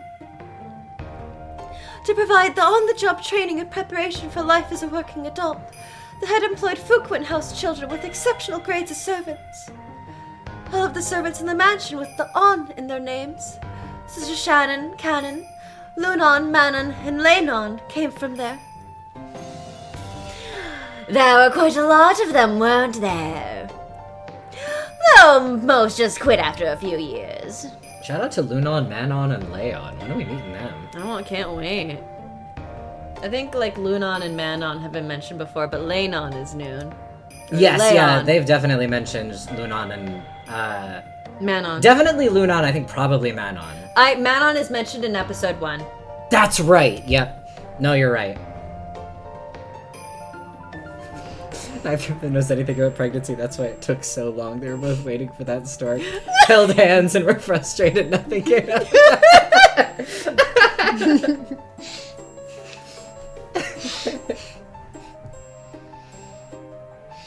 That's probably because a few years of wages from working here would...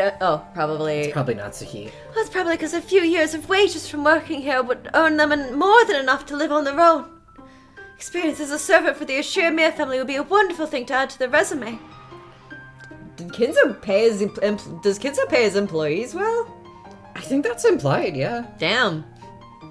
I know there's a conversation in, like, episode 2 about how, like, Shannon would be set, I think, for quite some time if she quit right now. She just, like, doesn't quit because she, like, doesn't have other prospects lined up and doesn't really know how to do anything else because she's been a servant for 10 fucking years.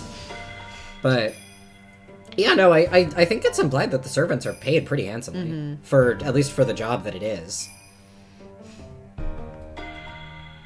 I'm sure it was the head's ambition that they would gain this for themselves and then spread their wings in society.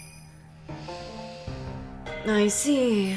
So, an adopted child.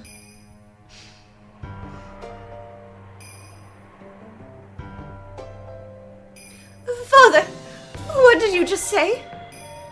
Accept this baby as my grandchild. Oh, there. Apparently the baby... Hit that for Kumasawa. I just don't think this is an applause moment, if I'm honest. Yeah. Yeah, but Kumasawa's there. Kumasawa's there. Feeding the baby mackerel in a bottle. I'm picturing a baby bottle with like water or something adjacent, and there's like mackerel floating in there. Like, you know, like the like fruit infused water. It's that. Oh my god. Horrible. I hate this. Apparently, the baby that Kumasawa was trying to soothe didn't like the steady air at all. Kept on crying, upset. My apologies, Father. What is it you just... Accept this baby as my grandchild, and raise it to be the one who succeeds Kraus. In other words, you want me to raise this baby as being my husband's own child? That's right. It's clear now that you cannot bear children. There must be some sort of defect in your body. Oh, there! Oh, there! As though she couldn't hear our Natsuhi, probably? As though she couldn't hear our discussion in the slightest, Kumasawa kept on trying to cuddle the baby. This made it cry even louder. What nonsense. If all responsibility of giving birth to children rested with the woman, there'd be no need for men in this world. I've never forgotten the bitter pain I felt that day. It's not as though I didn't want a child. However, no matter how much I prayed, I couldn't get pregnant. Thinking that something to do with my body might be the cause, I went to see several famous doctors. But even so, no matter how hard I tried, I couldn't become pregnant. In the end, this was the result. I see. The baby had been picked up by the Fukuin house just recently. Of course, you couldn't help but feel compassion for this child, who was so young and who had already lost its parents' affection. However, it brought me nothing but pain and sadness. It would have been another story if I had suffered to bear this child. But why should I be forced to hold this baby who not only shared none of my blood, but who was not related to my husband in the slightest either? I don't hate Father. If anything, I hated my own body. Kraus recommended I saw a man called Dr. Oz, but I frankly doubted his accreditation. Natsuhi. I detested it. I truly detested my own body for being unable to bear a child. Natsuhi. So I prayed. I prayed for both angels and demons, and my wishes were granted by both. For what did you pray to angels? I prayed for a miracle in my body. If there was something wrong with my body, I could accept that. In that case, I wanted to overcome that defect and somehow be granted the miracle of being given my husband's child. That wish was granted. The next year you gave birth to Jessica. And for what did you pray to demons? I couldn't stand it. I hated my body. So I hated this baby because I made my failure so apparent. What did you wish for? For the first time, I prayed and made wishes to demons. I wished that this baby would just disappear. Of course, that wish was also granted by demons. On that day, I left the baby with an older servant and went to think about the future in the rose garden. No, that's a lie. I didn't want to think about anything. The baby's cries were annoying, so I ordered the servant to take the baby to a place where I couldn't hear. By a place where I couldn't hear, I meant somewhere far away. Yes, I wished for it. I wished for that servant to take that baby far away and never return.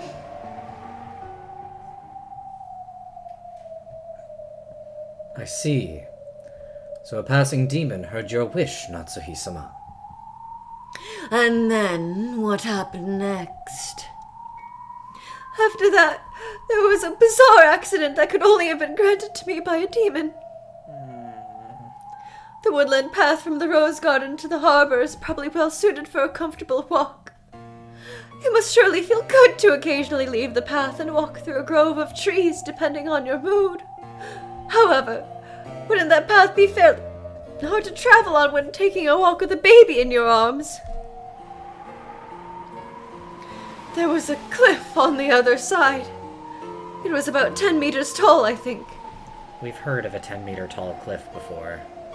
And it didn't... Well, continue. It was rocky below.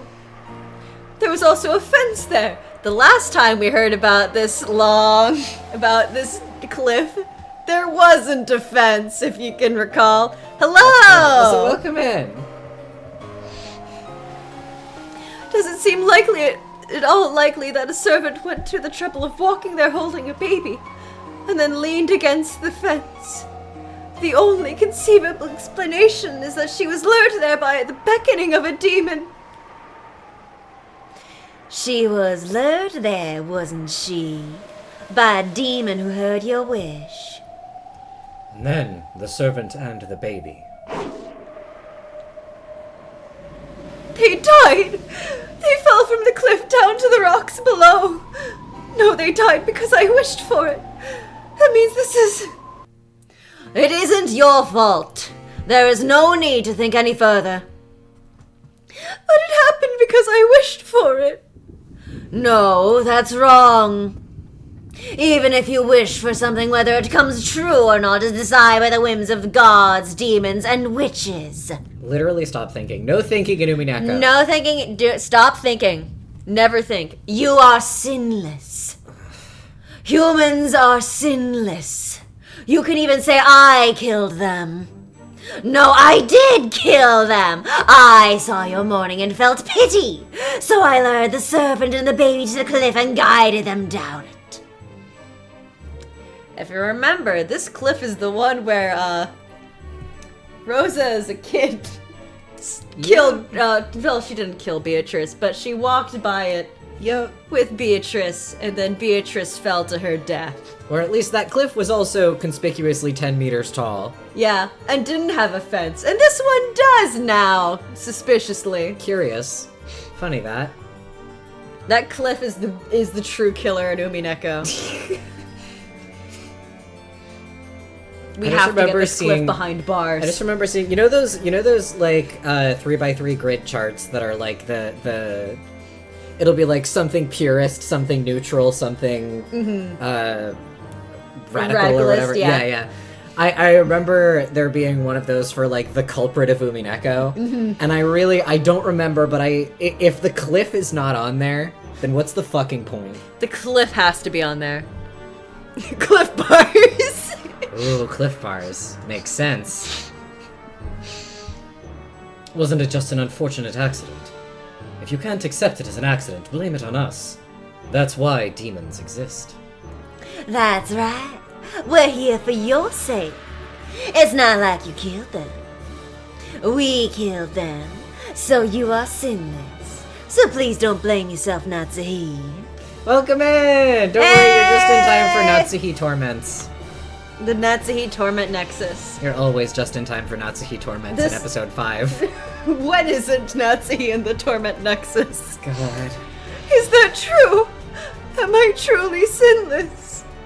Yeah, you are! Young one who reclaims revenge for the events of 19 years ago.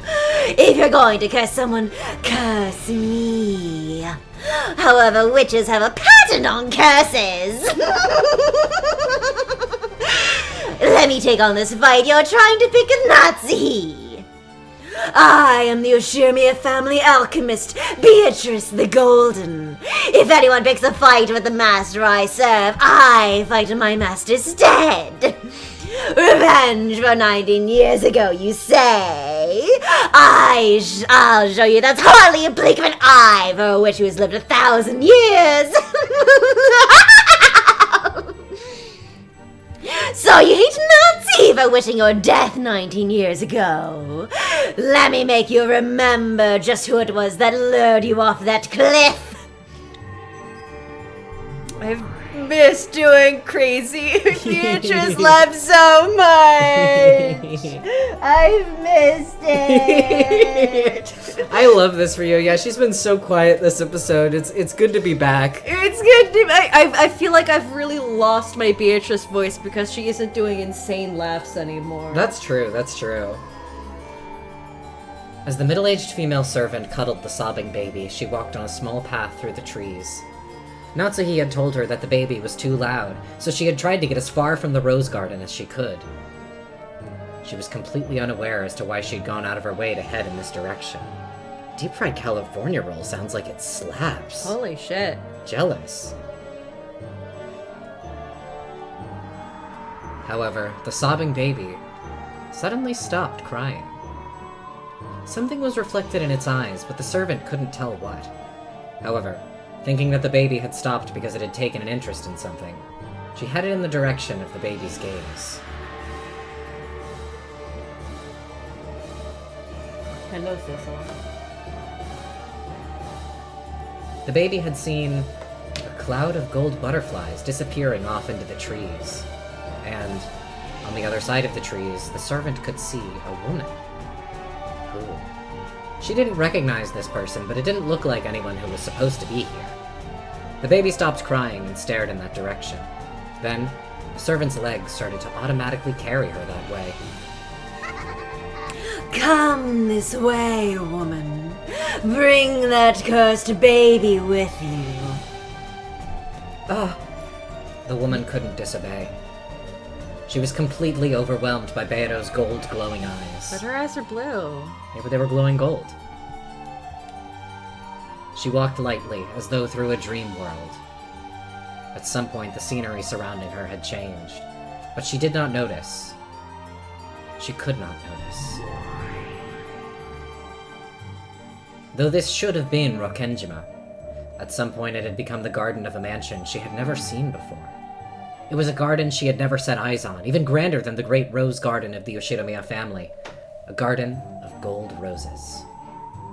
There stood an arbor, and a woman wearing an elegant dress beckoning to her. There was a man who looked like a butler, and the tea he poured with a beautiful gesture had a very nice and enticing smell. It was as though they were telling her to join their tea party. She couldn't They disobey. do kind of look like tangerines. There is a tangerine-like quality to them. I'm also just now registering that there's maybe about 4 to 5 different butterfly JPEGs. Yeah, I also think some of these are that moths. all- I think you may be right about that. This Yeah. looks moth-like. Yeah, that's the moth behavior. This is a very moth wing shape. Mm-hmm. Is this an atlas moth? Oh my god, I think it is. That looks like an atlas moth. Half of these aren't even butterflies. Well, I guess Beatrice is the ruler of the night. Yeah. She couldn't disobey. She doesn't know the difference between butterflies and moths. Nobody taught her. She had to go to the master of this golden rose garden and give this child as an offering. Forgive me, woman. Curse your bad luck for being entranced by a witch and surrounded by these gold roses, which you would never be able to enjoy in this world. Sleep. Gah! Yes, understood. Then Gop snapped her fingers. A pitch black hole opened at the woman's feet, and she was swallowed up along with the baby. The scene of the moment that followed must have burned itself into the eyes of the woman and the baby. The two floated in the air and looked down at the gold rose garden spread out below them. Below their feet was not the earth, but a golden rose garden that stretched as far as the eye could see without any gaps. Hell. If one could have this scene imprinted in their minds as their last memory, that would be such a merciful way to die. Then, the woman and the baby were swallowed up by the golden sea. The thunk was remarkably plain, and remarkably quiet for a sound that stole away 2 lives. However, it made for a perfectly suitable show at a tea party of witches. With the woman and the baby at the center, the rose garden was slowly swallowed up by darkness. The sound of the wind grew stronger bit by bit. Is that TV static? What is that noise? It was the roar of the sea. The two who had fallen into the thicket of golden roses from that great height and died were gradually wrapped up in the roar of the sea, wrapped up in the scenery of the beach below the cliff. We're changing the channel. This shit's boring. Can we watch something else? I guarantee it. You are completely sinless. I'll accept this revenge from 19 years ago.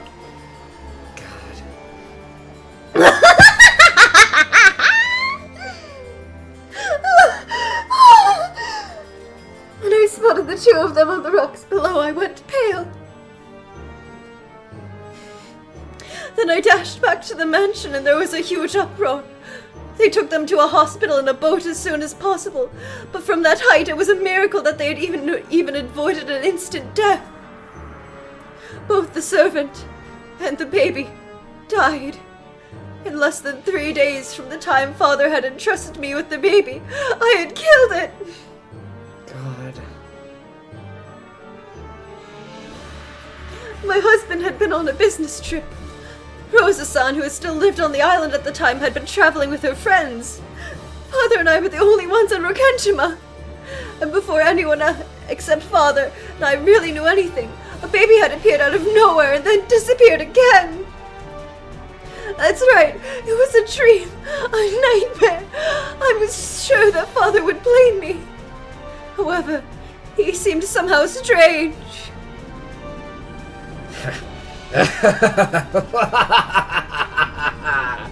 I saw this coming. I knew this would happen. How long will you struggle? How long will it be before you're mine? I have no interest in an empty cage. Throw it away. When Father learned of the... Nope, that's her still. When Father learned of the accidental death, he kept on laughing and laughing, as though there could be no greater pleasure. Damn Beatrice fucking speedrun. I have to hand it to you this time. God. I love Beatrice here claiming that she killed the baby, because that's just being like, Oh fuck, he made another flesh cage for me. Throw it to the sea. I'm out of here. God.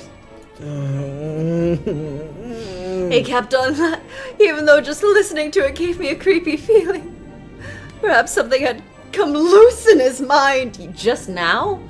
He seems quite sane to me. I don't know what you're From talking that day about. onwards, Father shut himself inside the world of the occult even more than he had ever before.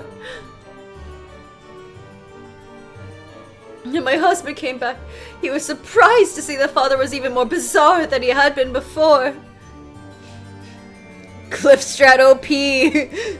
Genji, we need to nerf that shit. They tried putting a fence on it. he did try to nerf it. He's how many Beatrices will this cliff claim? Did she fucking clip? Through the fence. I hate. However, he had already accepted that this would happen sooner or later. Of course, my husband had heard about the baby. However, he had told me that it was surely just some whim of Father's and to forget it. So I forgot! It was an unfortunate accident. No, there wasn't an accident at all. I forgot everything, even that baby had existed in the first place. Second Beatrice has hit the Rokenjima. After all, it was a twisted nightmare that lasted not even 3 days. That's right, it was all a nightmare. I don't want to remember. The cliff, the broken fence, the roar of the sea. Doesn't Rosa also barely remember her encounter with Beatrice and sort of regarded it as a dream as time went on? Yup. Doesn't she talk like that? Mm-hmm.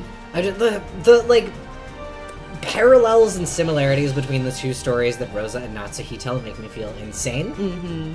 They make me feel insane. Yeah, because there's a fence, we can presume that the other one died first. Probably. And then this baby died, who Kenzo seems to think was going to be another Beatrice. Yeah. Anyways.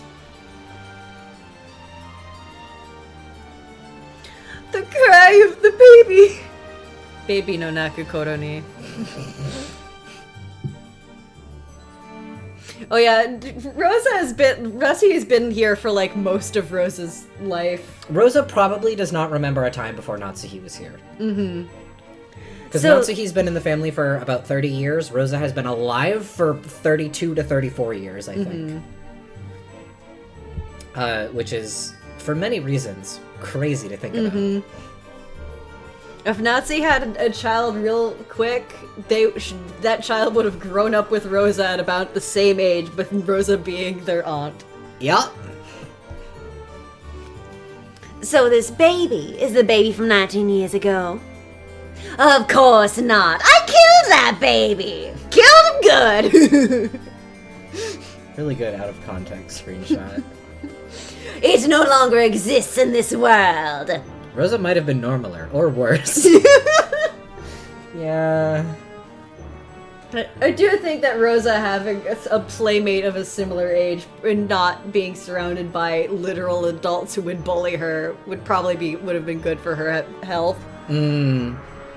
Yeah. But them all maybe. being Oshirimias might have made everything worse, is the thing. Yeah. However, there is no red truth in the human world. Nothing can be trusted there. That's right. Beto definitely killed that baby. However, you might find out that it's alive in the world of humans. Kishi will write a woman and be like, should she be repressing something and not wait for an answer? Cannot wait for the Silent Hill that he wrote.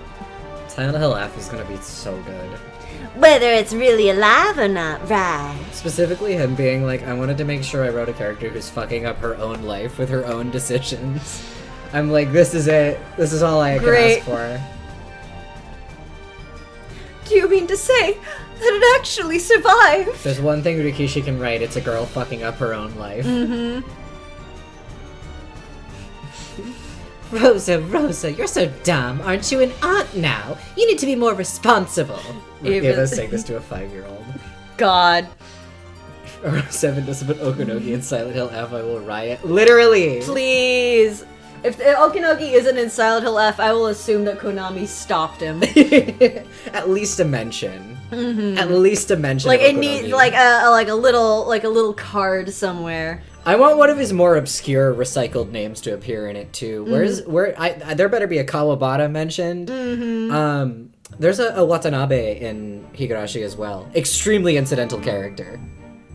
But there's a Watanabe, and I know Watanabe is also the name of Rudolph's lawyer.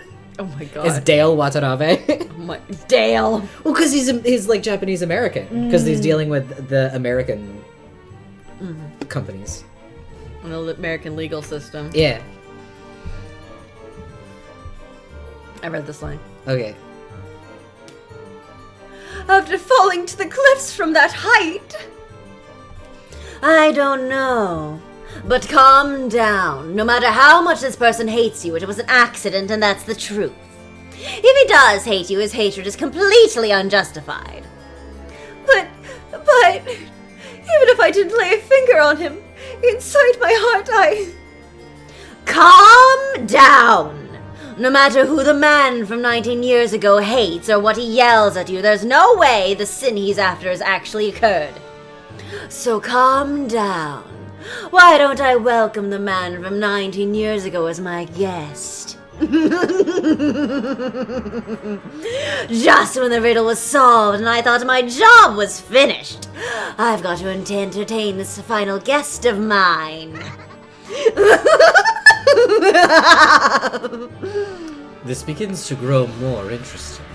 Not only are you protecting Lord Goldsmith's secret, but you also have a 19th guest, as well as a man from 19 years ago.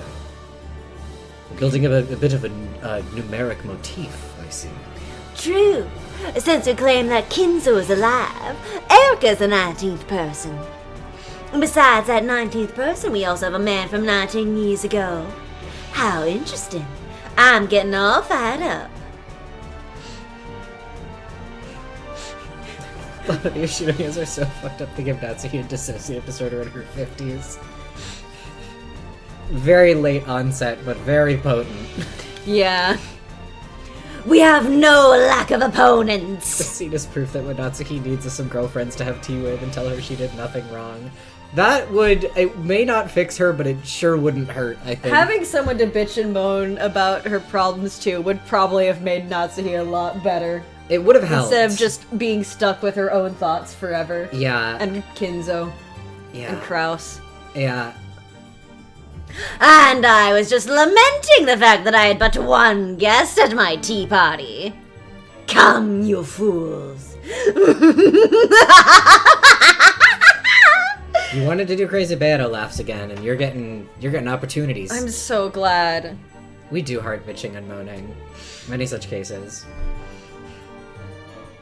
Furudo Erika is Lady Burncastle's piece. It's funny that I'm so niceys on my blog because I am not niceys in private. Not like, I just avoid topics that like piss me off for the most part, but it is funny. In my heart, I do love bitching and moaning. I hear all of the bitching and moaning. Furudo Erika is Lady Burncastle's piece. In that case, whose piece is the man from 19 years ago? Jeff's. The Yeah. Killers. Jeff the Killers. The voice, faintly seeping from the other end of the line, was Natsuhi's. I understand. I'll go to sleep right now. I won't leave my room. I won't pick up the phone. So don't involve my husband and daughter. Even this begging scream, which would shake the heart of any listener, could be listened to with a cold ruthlessness through the end of the receiver. As long as you follow my orders, I will keep your secret, mother. Do not disobey me. I am already very close by to you. I can easily tell whether you have turned your lights off, or whether you are on the phone. If I wished to, I could even kiss your sleeping face. I'll keep it. I'll keep my promise. So stop. Just stop it. Stop it. Stop it! Stop! Stop. Oh my god. Stop it. Super was slammed down. Shit posting through the pain as ever. Yeah. Guys, do you remember Burger? You guys remember burgers? Remember when Americans won the war because of burgers? No, you I hate 19 man. And Nazi just like, I know you. I gotta hang up. No. Her name is it. in response to Remember Burgers. that burger had a name. He knew very well that the way you hang up a phone can leave a nasty aftertaste for the other side. Okay, good night, Mother!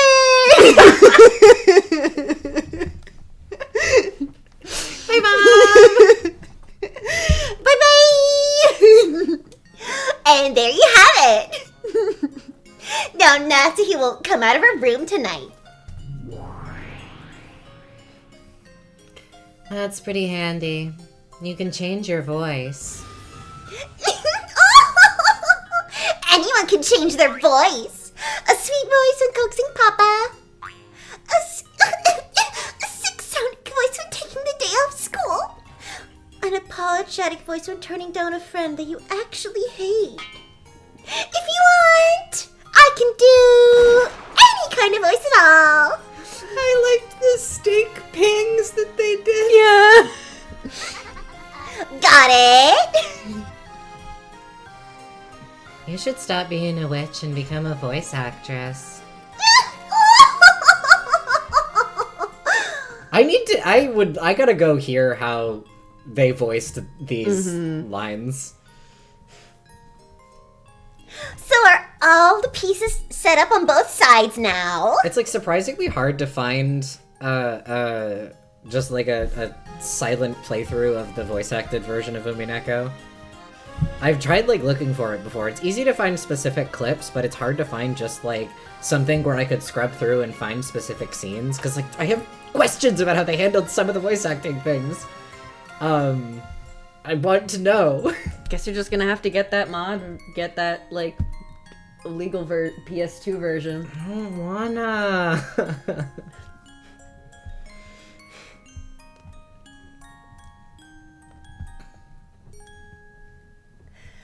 Furudo Erika. What a wonderful piece. She's a much more suitable piece for you than Anjay was, Burn. Hey, girl. Hi, Grink. Gotta have a sippy before the grink. Oh, you're at the witch's tea party? Was the Grink there? She was, in fact. Your praise honors me, Lady Lambda Delta. The pleasure is mine. She really is wonderful. Truly cute. I'd like to make her surrender to the illusion of the witch and see her face twist in humiliation. Hear that? Don't embarrass me, okay? Prove yourself to be a much more useful piece than Anjay was. Yes, leave it to me, Lady Burncastle, my master. Lambda Delta's channel has Rikishi sprites with voice acting? Good to know.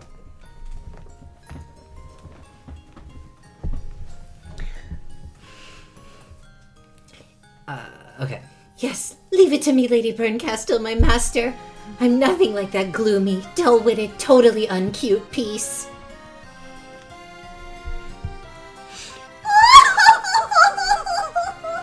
She's right. That Anjay didn't do anything useful except get turned to meat chunks to egg Battleron. I have absolutely no interest in family love or sibling love. The game we want to see is more gruesome and sticky. A grotesque, pop and cute murder case. Lambda, I love you. If Natsuhi is the king, then I wonder if that makes Beato the queen. Yuri. The pack of witches and furniture guarding Natsuhi is less like a set of chess pieces and more like... bowling pins, right? Natsuhi and Beato. Kinzo and the illusions of the worthless furniture. Entertain us a bit, will ya? Especially you, Beato. We're already bored of you. This Legend of the Witch Murders game of yours is over already. Your time is over and done with. This game board already belongs to Burn and me. It'll suit you to be reduced to one of our pieces and toyed with for all eternity.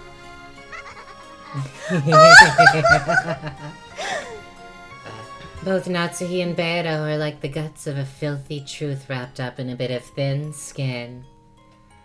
Tearing that to bits and dragging the insides out is one of our few pleasures. I wasn't 100% convinced this was a Burn Castle line, and then she mentioned guts, and I was like, that's Burn. Yep, that's her. Yep, you can have tons of fun with it. Hey, are you watching, Beatrice? Look how much fun can be had playing with your game board. Let me show you. This Fitz game's gonna be really fun. I love stealing your toys. Hey, Beato. Hey, girl. It's a bit sad if we're the only ones having a pleasant chat. Why don't you let Beato talk too? Hear that? I'll give you special permission to talk. What do you hope to gain from this latest game?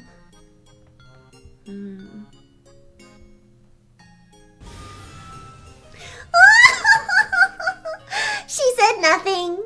That's right. You're the loser who surrendered to Battler. Leave it to me, Kay.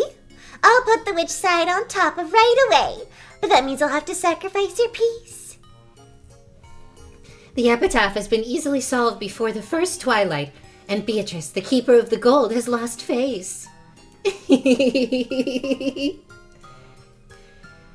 Isn't it great that you remain as a piece, as part of Natsuhi's illusion? Well, we're treating you as a pin now instead of a piece.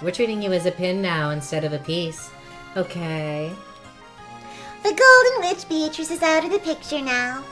You and your furniture only have a minuscule role in my game. A loser's role. Resign yourselves to getting blasted away and becoming burns in my toy. If you don't like that, why not just tell us to stop? If you do, we'll stop. God. She's saying she doesn't mind. You're totally a pin.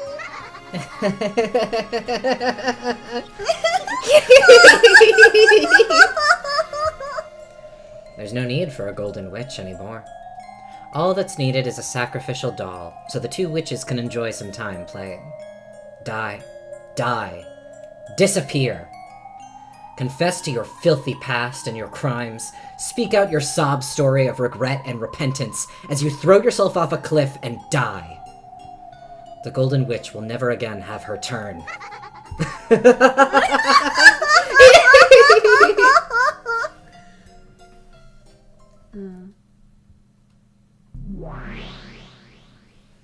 Meta on top of meta on Let's top of fucking meta. go! Pero. This will probably turn out to be a nasty game.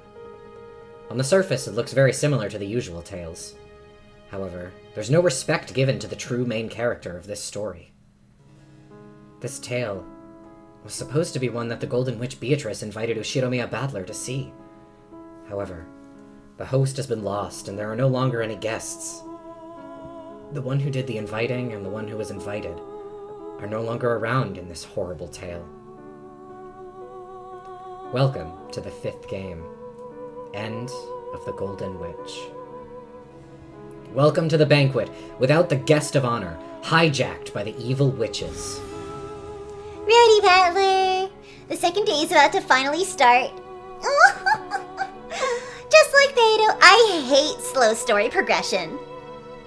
Just do what you want. Really funny to say that about Umineko. Yeah. I hate when the narrative fucking lollygags around. I hate slow pacing. Just like Beto. Episode 1 was famous for being fast-paced. Yeah, famous for being fast-paced and for not turning people off by being really slow at the intro. Yeah. No matter how much you mess things up, I'll definitely reach the truth of this game. Drop sushi on your shirt. Oh no! No! This is so sad. There's no helping you. I'm sorry. You're There's beyond nothing. saving. There's nothing that can be done. You're going to hell now. You're going to go to hell and be eaten apart by demons. You'll be reunited with your sushi in the Golden Land. Yeah. It's the only way now. Gop is on her way. Gop is on her way. It has to be that way. You've got to fight for your little sister's sake as well. Don't worry.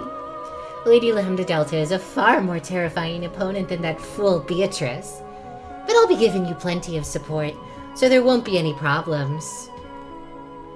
Together with me, why don't you finally expose the illusion of the witch this time? I don't give a damn about you. I won't acknowledge anything that didn't exist in Beato's game, so I don't need you. I spilled a bunch of tomato sauce under the carpet yesterday after a long talk about cooking and getting— Oh no! No! Oh no!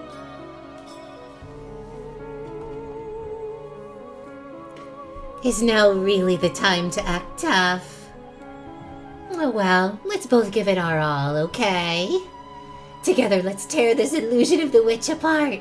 I really like this Erica face. I like all of Erica's faces, but I really wants like this approval one. so much. Yeah. There's something very cloying about a lot of her expressions. I can't wait till we can get to the really, really good ones. Yeah. Erica offered me her hand to shake. Instead of just passively ignoring this, I gave her a proactive and clear answer by knocking her hand aside. Looks like he hates shaking hands. Battler famous for hating shaking hands. Just like Anjay. They love rubbing salt in that wound. Yeah. Don't worry. I'm a far more useful piece than Anjay. I'm nothing at all like shredded meat that couldn't do anything but restore your fighting spirit. Erica joking about it like she was even there. Girl, you were just invented. You don't know anything. Girl, who invited Girl, you? girl thinks she's on the team.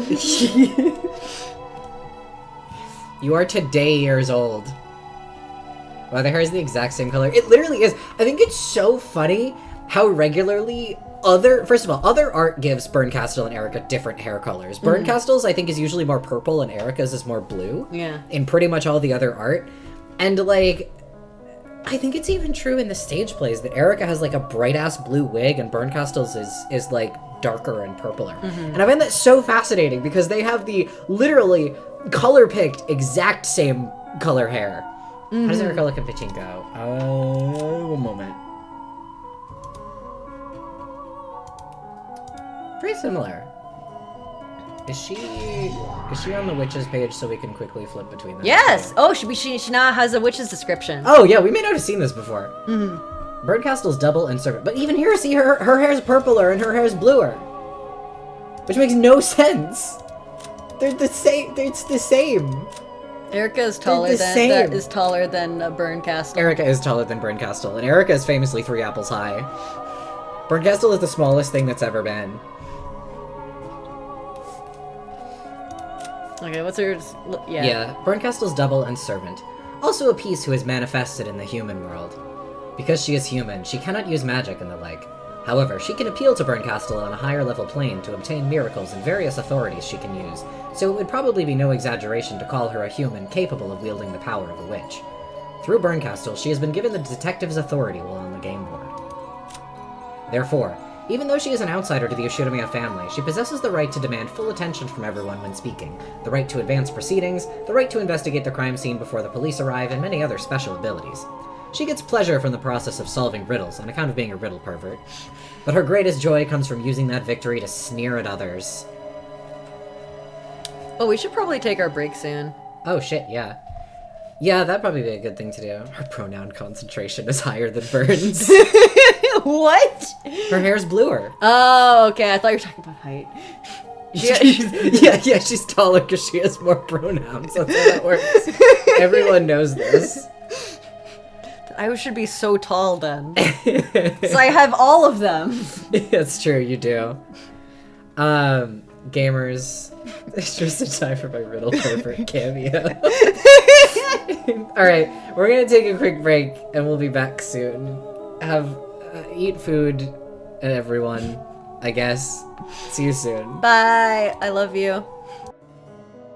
Hi. Hey everyone, Beto is once again eating ramen.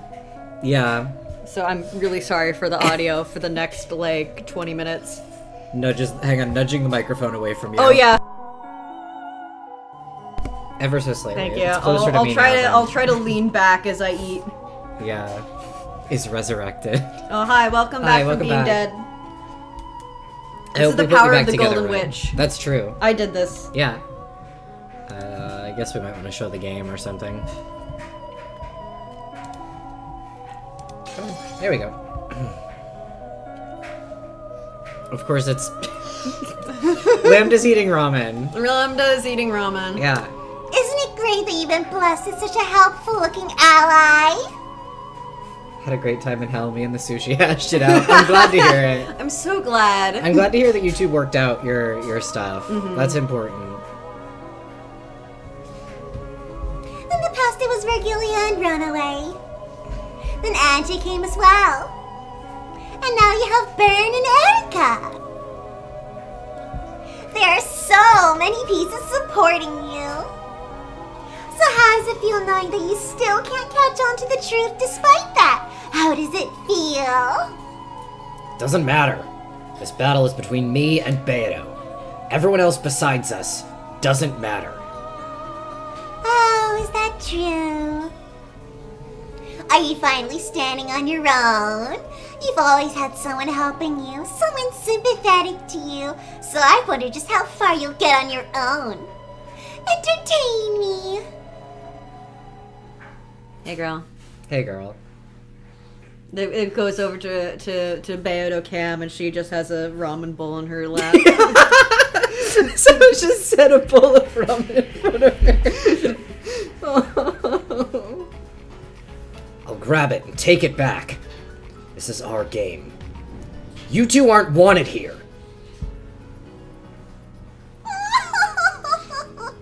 how the RO7 art clears the console art. It's so clear to me now. I'm glad you've seen the light.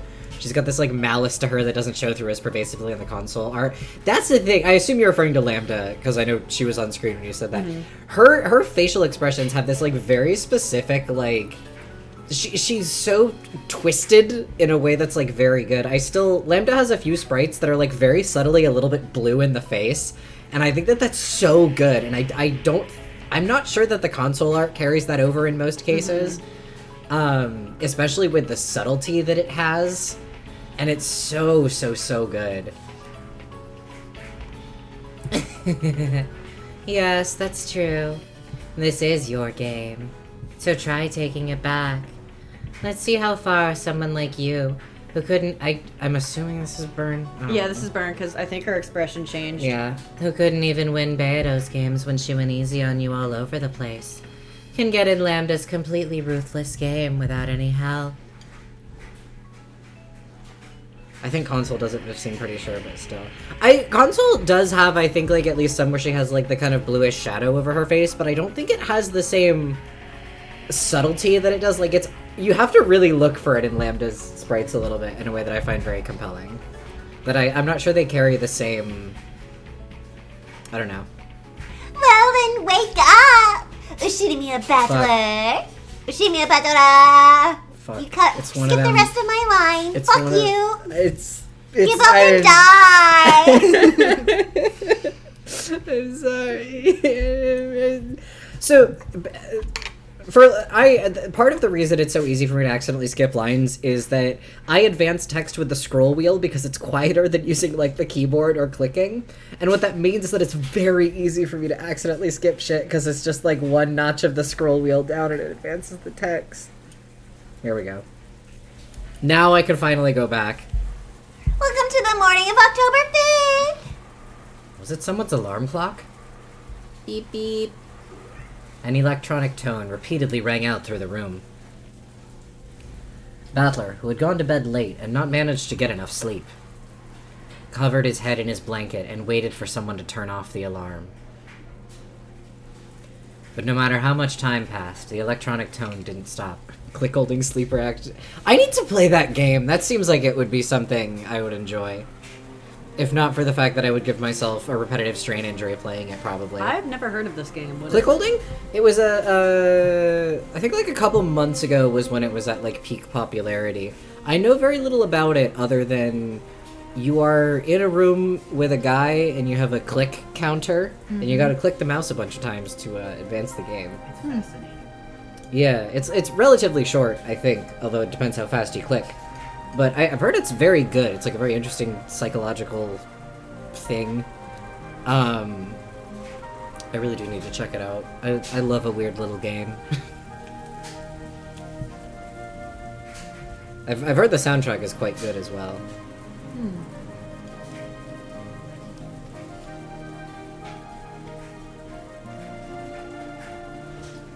But no matter how much time passed, the electronic tone didn't stop.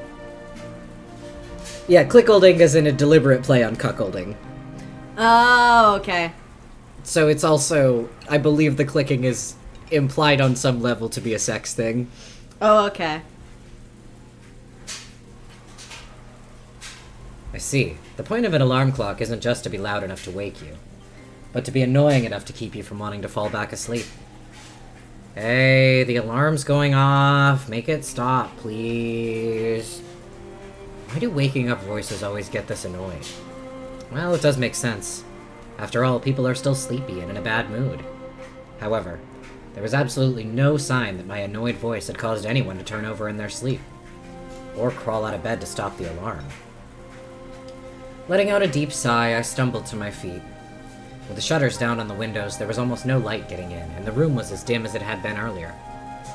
Though, even without the shutters, there's no way this dull weather would let in enough sun to make this a pleasant morning.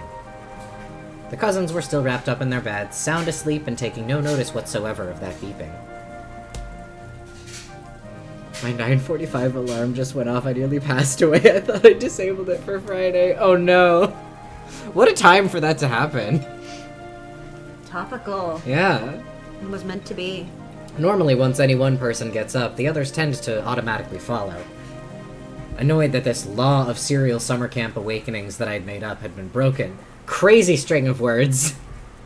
I searched for the source of the sound. I could hear it coming from a wristwatch set on a table. Judging by the style of the watch, it was probably George Aniki's. Anyway, when I randomly pushed a small button on the side of it, the sound stopped. Apparently it had been set for 7 in the morning. Is it already 7? Sorry, but I really don't feel like I slept at all. You barely did. 4 hours. Or probably Generously, less. yeah. Playing cards were left on the table as though they had stopped mid-game. The game had probably been 7s. Damn it. I've got this piercing headache. What the hell happened last night? That mountain of gold and the subsequent argument between the relatives all feel like a bad dream. So stupid. I too love most of his battlerisms. Not all, but most. Breakfast normally came at 8 o'clock. Now wasn't a bad time to start getting up and getting dressed. Even those adults probably won't argue in front of the cousins. In that case, I'll stay with my cousins all day long. I'm sure they'll be able to separate me from all this annoying talk about the gold and being the successor and all. In fact, I should have done this from the beginning. I felt disgusting having slept with my clothes on last night, which caused me to get all sweaty. I guess I'll take a shower. I'm sure the others want to as well. At this age, it's embarrassing to wake them by shaking their shoulders. If I turn the TV on, everyone will probably wake up. Well, let's at least turn the lights on for now. In this dim light, with the quiet sound of the never-ending wind and rain, it really doesn't feel like morning has come yet. I flipped the light switch, and then that dimly lit morning ended. That's good, probably. Teeth. I like that that was just silent. Yeah. Oh, I love that they were like, it's bad. We won't tell you just yet, but we'll tell you it's bad. Yeah. George! George! This is just too horrible. How could anyone get away with something like this? They don't need to shower, they need to brush their teeth, clearly. Mm-hmm. They got tomato sauce all over them. Mm-hmm. As they clung to Aniki's corpse, which would never wake up again, Aunt Eva and Uncle Hideyoshi cried. That's enough. Do you think George-kun would like the two of you to see him this way? Of course not. Aniki, I know how you feel, but let's have Dr. Nanjo handle this. You don't understand! George was killed! George! George! Dr. Nanja's right. We mustn't keep staring at George in such a state. This is for George's sake. We have to restrain ourselves for now. This is not a I know how you feel situation, Rudolph. It really isn't. When Aunt Eva tried even harder to cling to that corpse, Dad and Uncle Hideyoshi dragged her away and had a heated debate with her beside the wall. No, no, George! Dr. Nanjo, help him! If he's lost too much blood, do a blood transfusion. George and I are the same blood type. I beg you, Dr. Nanjo! Eva-san, it pains me to say this, but your blood can't do George-kun any good now. Dr. Nanjo shook his head slightly, then nodded across to where I stood, giving me a signal. I softly pulled the blanket up, covering George Aniki's corpse. His neck was split wide open. It was probably larger and deeper than his mouth. Would covering that part up make the corpse look neat and clean? Of course not. The large amount of lost blood stained the bed a horrible red and black, and even covering him with the blanket couldn't hide the traces. After all, even the blanket had large red-black stains, and covering him with it made his corpse look even more gruesome. So I stripped the blanket off my bed and placed it on top of the first one. But there were only 2 extra blankets, so if we covered one more of the corpses, we wouldn't be able to cover any more. I feel bad about the ones we can't cover, but for some reason, Times like these make me feel like muttering, "Don't complain about it being unfair," inside my head. I just love the slow progression of the reveal of, like, first it's bad, and then we just see Ava crying about George. Yeah. The details, and then being like, of course, if I cover up this one too much, we won't be able to cover the others. Yeah. I love the slow reveal of how it is. Ugh. It's I just love how this shit is written. This scene is so good. Kyrie. You're gonna open a pack of Oreos, everyone. I'm really sorry. Have fun. But blankets over all of them. Wouldn't want them to catch cold. Oof. Kyrie? Sure, sorry, I was just opening a pack of Oreos.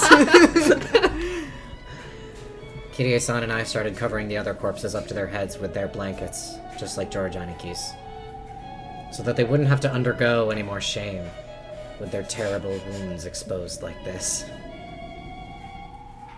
In one bed rested Jessica. Jessica was exactly the same as George Aniki. Though she appeared to be resting quietly in the bed, her neck had been sliced deep, and the wound lay open in a brutal way. I got some milk. Am I real quick? You're fine. Maria was the same. And not only Maria. There was one more victim. Lying on the same bed, as though they'd been sleeping alongside each other, was Aunt Rosa. Man. George Aniki, Jessica, Maria, and Aunt Rosa. It's really interesting that 1, Rosa was killed along with the kids, and 2, she's never outlived Maria. Yeah, that is very interesting. Particularly because it would be very intriguing to see how Maria dying before her would... What? The fact that Rosa has never outlived Maria. Yeah, oh my god. I would be very interested to see how it would play out in a situation where she did, just because of the way Rosa is. It's very interesting that they specifically don't have that happen. And yeah, this is now the second time, I believe, that they have been found, like, basically dead in each other's arms. Well, no, but they died together in 3. Mm-hmm. And... yeah, and that Rosa was killed along with the kids, specifically sleeping in the cousin room with them, I think is very intriguing, especially with a lot of, the very many thoughts that I have about Rosa's complex position as far as, like, what generation of the family she belongs to, and the way that, like, probably there was a time when she was considered more of one of the cousins than one of the parents, and that at some point there was a move away from that, and so, like, positioning her with the cousins here is a very interesting thing to have done. We do get to see a little bit of a hint of what it could look if Rosa outlived Maria with the end of episode 2. That's With her true! unforgettable luncheon. That's true, her unforgettable luncheon. Oh, and for that, Battler finds Maria dead next to Rosa, too. Yeah. Yeah, it looks Yeah. like Maria was, like, placed there next to Rosa's corpse. Yeah. Oh, for sure, she's like 8 to 10 years older than her. Yeah, that's the thing. That's the thing. Rosa is, like, basically between, like, she is as much... or no, George is, like, basically dead between Rosa and Maria in terms of age. Mm-hmm. I think... no, wait. I'm trying to figure out how to phrase what I'm thinking about. Rosa is as much older than George... nope, I'm losing it. But anyway, like, Rosa's generationally very close to the cousins in terms of age, which is very interesting. And it's fucked to think about. George Aniki, Jessica, Maria, and Aunt Rosa. And we did get... we've seen these tips, technically. But we have them again. God, that's a gnarly one. Yoshinomiya George. His corpse was found in the cousin's room on the 2nd floor of the guest house. He's dead with certainty. And guess what? She's dead with certainty, too. Her, too. Dead with absolute certainty. Absolute certainty, even. I'm not reading all those again because A, they're all the fucking same, and B, we read them at the top of the episode. They're dead with certainty, baby. I know what I mean, the difference between Maria and George and Rosa and George. Rosa and George is less. That's what I was trying to say, yes. Rosa is closer in age to George than George is to Maria. Like, there's a greater generational gap between George and Maria than there is between George and Rosa. And Rosa and George, Rosa and Rudolph are probably about the same. Yeah. Thank you. That is what I was trying to say, and I just, like, could not... I was trying to crunch the numbers in my brain, and nothing I said made sense, but I, like, knew I had a thought about that. Thank you, Grace. So, like, Rosa is, like... She's like a neither generation, basically. Yeah, she's kind of caught in between, which is kind of like, George similarly is very, very... also kind of caught in between in terms of, like, childhood and adulthood. He's, like, 22, 23, depending on how you interpret Battler saying his age. And it's, like... It's just, they have, like, very... George and Rosa have this very interesting, like... They have these shared themes of, like, not really feeling like a kid anymore, but not really feeling like an adult anymore. You know, they're both... I don't know. It's George feels like an adult, but is treated like a child. Rosa feels like a child, is treated like an adult, and I find that very intriguing. There's a lot to say about it.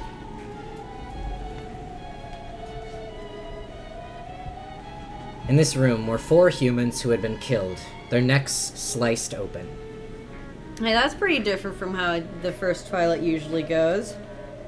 Yeah, it's only 4. What about the other 2? George is the adult of the cousins and Rosa is the kid of the siblings. Yeah, exactly. And it gives them both this, like, weird position of, like, being kind of outside of their assigned social group, but also having, like, being denied access to, like, there's this, like, adult-child binary in the family that they both kind of don't square neatly into, and it's very, like... Rosa and George feel similarly very, like, out of place in their intended environments, but are also kind of explicitly, like, denied access to the other environment. Rosa is not permitted to be a kid anymore. George is not permitted to be an adult yet. Like, even when he, like, tries to join in on the adult conversations, it's usually Ava who's like, this doesn't concern you. Go play with the kids. Which is just a very... There's so much to say. They'd probably been like that since last night.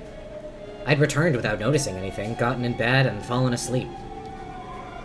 All of them had a horizontal cut across their throats. I had been forced to see all the way into the depths of those gashes in everyone's throats. At worst, the wounds might have been deep enough to stretch halfway through their necks. If you tried to open it up, you'd probably be able to see that the gash reached all the way to the bone.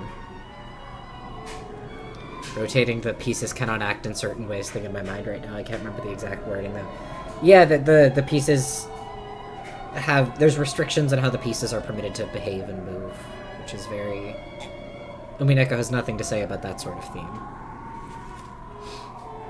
The only wounds were the single gashes on each neck.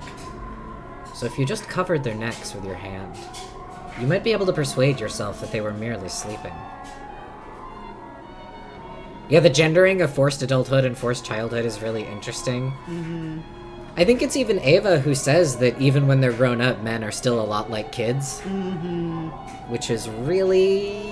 Also, when often when Ava is shit-talking, like, Rosa, she's like, you're a mother, aren't you? Yeah, and specifically that Rosa's motherhood is what makes her an adult, like, intrinsically.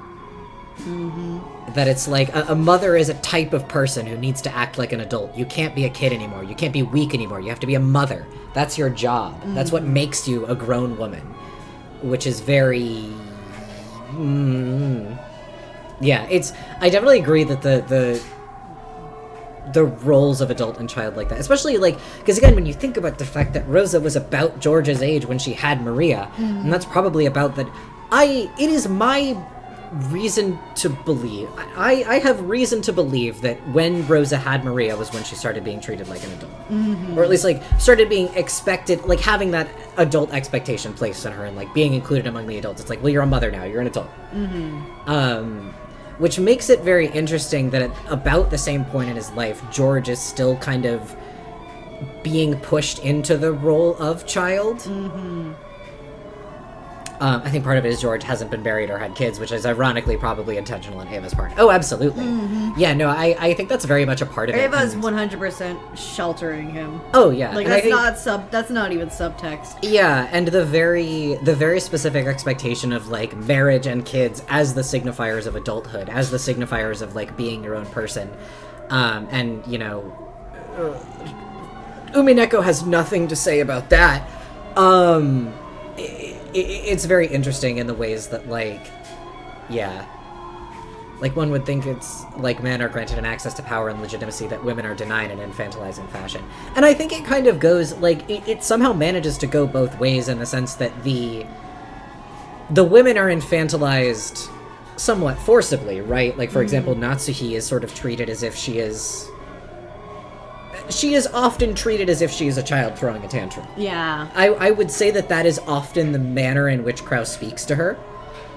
Versus, you have a character like Kinzo, who is quite often compared to a child throwing a tantrum, but everyone just kind of throws their hands up and is like, well, that's father, that's Kinzo for you. Like, it's considered much more permissible for the men in the family to act like children, and in fact, you know, in cases like George, they are actively infantilized. And yeah, it's like whatever can deny the most autonomy to women and cover men from accountability. So it's like, yeah, the women in the family have to be women, they have to be adults, they have to be mature, they have to take care of the boys. Right, they have to take care of the boys. And then kind of on the flip side, it's one of those things that, like, goes both ways in whatever way hurts women the most. Mm-hmm. That's the very, like, it's something that I find very interesting. That, like, yeah, Rose is expected to act like an adult, where George is like, no, you're like 22, you're still a kid, you're still a baby, you're still my little tiny baby boy. You don't need to think about adult things right now. It's not your job. Stop thinking. Yeah. I think that's kind of the angle that I see it from, where. Yeah.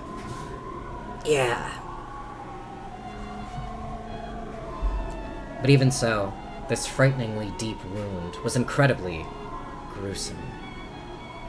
There's no such thing as clean or dirty ways of killing. All methods of killing are equally brutal. But even so, the brutality here is just horrible. And there was one more thing that adorned these brutal murders, making them even more unsettling. Drawn very large on the wall was something like an eerie magic circle.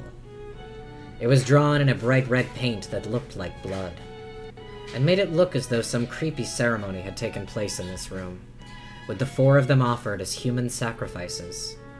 However, that wasn't what we were concerned about. No one has a heart so cold that they could witness the deaths of those close to them. Hi, Nine! Welcome in!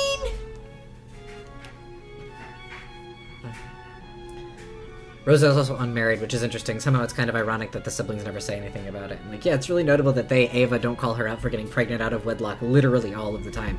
Yeah, it's something that, like, I mean, I think the way that they, like, present it is kind of, like, it's shameful so we don't talk about it at all, but that's, like, wild, because this family is not one to... When it comes to putting each other down, they're not ones to pull punches about that. So it is very intriguing. I just feel like probably all of the bullshit, all of the terrible things Ava could say about her having a child out of wedlock has probably already been said to death. While insulting her about raising Maria, that always has that's new fresh stuff. Yeah. By the way, Rosa. Yeah, that's the kind of the reason why I'm thinking, because, like, Maria's been around for 9 years. Rose has probably heard everything that can be said about her having a child out of wedlock. That's true. Yeah, now they can get into digging into Rosa's parenting. But also, I mean, she's not married, so she stays in Oshinomiya. Yes, she is a kid of the family, technically, but also she still has her maiden name, which is Honor. That's true, too. Yeah, like, in this part of the story, they're using Rosa as a bargaining chip kind of a lot, so playing up you're an Oshinomiya sibling is probably better for trying to get Rosa to agree with them for stuff. Yeah. Patrons write the Maria's a Ava comment machine. It's a really good way to put it. I think so much about... By the way, Rosa. Just one of the, like, best written moments in early Umineko where you're just, like, you feel the pit in your stomach drop at just those 4 words. Because you don't know what Ava's gonna say, but you know what it's going to do. Yeah. And they specifically, like, cut the sentence there, so you need to manually advance it, so you just see, by the way, Rosa, and that's all you need to see. They could have, like, cut the rest of that scene, and you would still know what happened. Just so good. No one has a heart so cold that they could witness the deaths of those close to them, and still worry about some scribbles on the wall. Knock, knock. The Grank is here to ruin everything.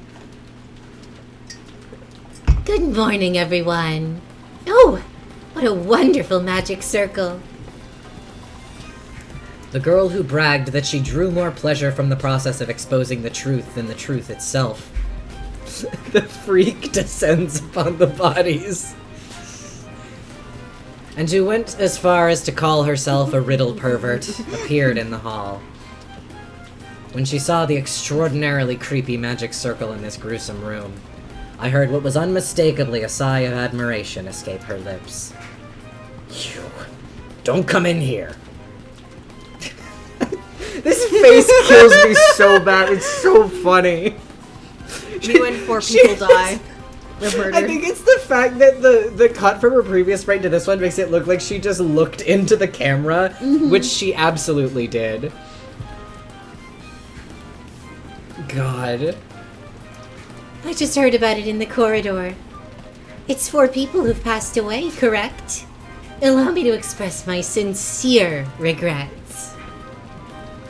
On Erica's face... No, that's not it. It was in her eyes. In Erica's eyes, I could see an indiscreet smile. She has one on her face as well. That was hard to describe. Yeah, it's not just her eyes. I know how I could describe it. You might refer to it as some sort of deep blue cheer. She found this interesting. She found the outbreak of a crime interesting. It was like the smile of a kid off to the side of the stage just before her turn to appear in a school play.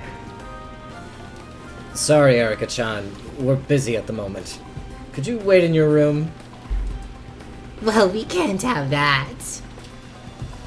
Why would you refer to it as that? That's dumb. I'd call it a deep red shoes. I think you mean a fake red shoes. Me personally, I would call it a golden sneer. What about an empty gray smile? An empty gray smile, perhaps. It's the detective's right to investigate the scene. We're saying that we have no business with you. Now's the time for outsiders like you to stand back. In my personal opinion, only third-rate mysteries have a suspect who tries to interfere with the investigation and then turns out to be the culprit. Who gives a damn about what you want? Get out! You aren't wanted here. Erica-chan, I'm really sorry, but could you go back to your room? We're busy right now. George!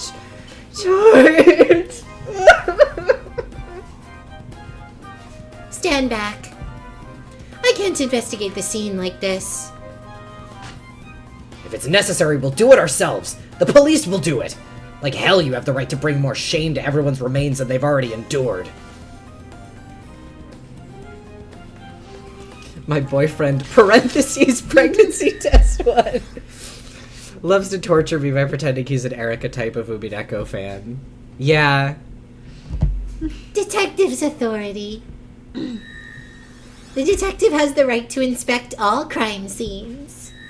Stand back, Ushiromiya Badler. This is an official privilege of the game, which the human side has accepted. Welcome back, Investigation Freak Friday. No. Those words, which seemed to be utterly ridiculous at first. When love dies, All that remains are the facts. were words of power that had come from a world on a much higher plane than the one they were in. Battler was... Erica would beat Paradise Killer without finding the Italian.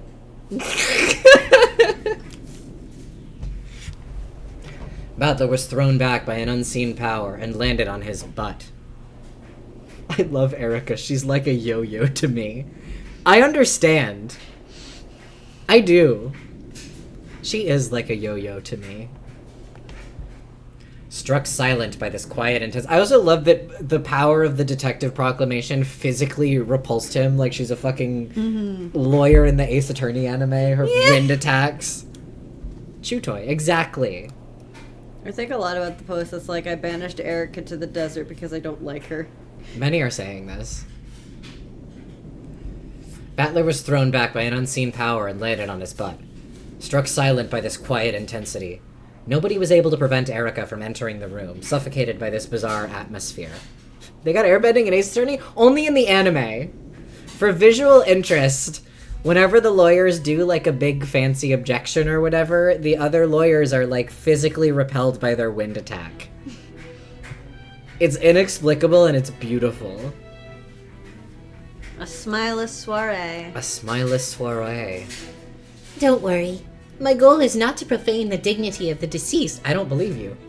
It's not like I want to peek into something as disgusting as a slit through someone's neck. I want to know something completely different. In other words, who committed these murders? I asked Dr. Nanjo and everyone else, too. In particular, the first one to discover them, Battler-san. There are many things I want to question you about, so I request your cooperation. Adrian, do you get wind powers all at once when you get accredited as an attorney, or is it a slow progression? It's pretty quick. Okay. Do you have to take classes for it in law school? I haven't gone through that class yet. Oh, okay, okay. I'm only trained to be a paralegal. We don't get wind attacks. Oh, that's a shame. Yeah. You don't even get, like, small ones? Well, I'm also not, I don't work under any, like, trial attorneys, I don't think. So, okay. like, I think it's a trial attorney type of thing. Okay, I see. Contract lawyers don't have the same, don't have Like, that same I pizzazz. don't, there's not really much use for wind attacks when you're doing estate law. Yeah, that makes sense, yeah. Like I said, by what authority are you doing this? The bar exam is actually about airbending yourself over the bar, no hands. That makes sense, yeah. Because I am the detective. Battler couldn't argue against this incomprehensible nonsense. No, he wasn't permitted to argue. It was a restriction placed on pieces. Erica summoned Dr. Nanjo and heard the details of his preliminary examination of the corpses. Normally, he wouldn't have spoken of that to an outsider so casually. It's so fun having a meta-narrative thing where a character is conscious of the narrative and is constantly walking all over it. Oh yeah, I love the way that, like, the kayfabe of the game kind of breaks down under the pressure of Erica. Yeah, because, like, even though Battler is, like, aware of stuff, his piece isn't aware of stuff, though. Yeah, and he's been, like, I mean, he's been sort of forbidden from doing that in the past. But he's been, like, going with that as a rule. And it's very interesting to see under different people how that... What are we wait holding about? But it's very interesting to see that, like, under different people playing the game, it's so... Yeah, she's intrusive in every way. Isn't Lambda controlling Battler at this point? Did she make him do that just to get bounced? Burn is generally controlling Battler, I think, at this point, right? Yeah, but, like, he might be... like, this might be the character... Generally, but I think also, like, pieces probably have you, like... They act according to how they are. That's so Battler true, yeah. would Yeah. do that, even though Burncastle is, like... Well, yeah. Controlling him, he would do that regardless. Yeah, but the just, like, kind of making an example of Battler here by having him, like, protest. just so that Byrne could be like, no, detective's authority. I think it's very possible, because we know from the epitaph that Byrne is in at least some amount of control of Battler, because she's like, I made you look smart, Battler, see? So it seems like Battler is Byrne's piece, at least to some extent here, but yeah, I think there's limited autonomy sim style is a great way he to might put it. also be, they might be rewriting the narrative a little bit just so that Battler can act out a little bit. Yeah, something like that. That seems like something they would do. Again, to like, I think either Byrne or Lambda is a credible person to make an example of Battler like this and be like, oh, look at how stupid he looks. He doesn't even know about the detective proclamation, idiot.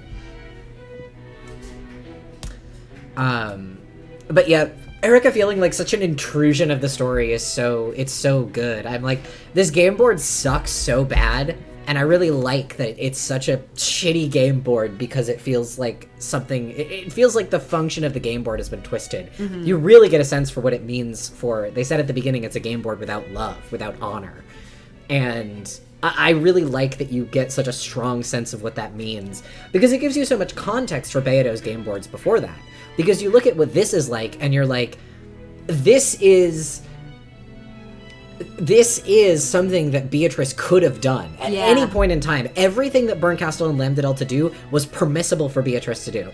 And so her specific choice never to run her games like this and never to do the things that are done in this episode is so interesting. Because it really tells you a lot about, it gives you so much context for Beato, because when you see the absence of love on a game board, you suddenly see what love means to the story and means on a game board.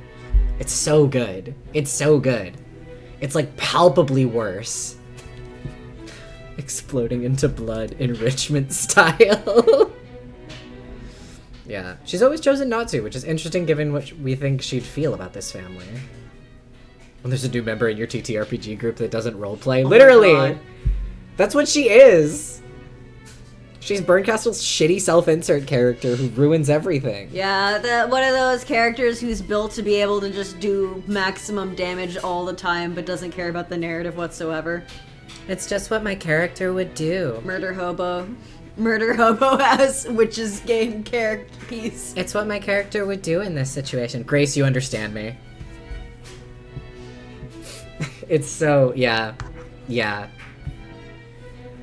However, for some reason, the atmosphere about this place had become one in which hiding things from Erica was forbidden. Okay, let's enjoy this first twilight of Lambda's. 4 corpses. That's 2 corpses short. Well, she doesn't necessarily need to have 6 people killed, but that's how we've been playing. That girl isn't completely clueless, so she must have killed 2 more people somewhere. On the wall was a magic circle representing the first twilight, similar to the ones in Beato's games. That girl talks tough, but I wonder just how closely she'll be able to imitate Beato.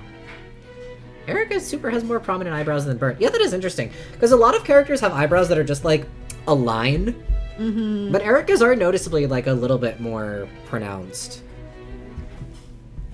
Probably to make her more expressive, because her eyebrows are very important to her faces.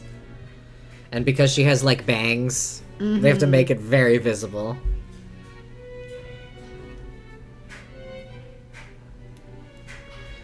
Rule's lawyers in only the worst, most twisted way out of the spirit of the game, because I love to Rule's lawyer in fun ways. I believe that about you, Grace. One thing about you is you can interpret words.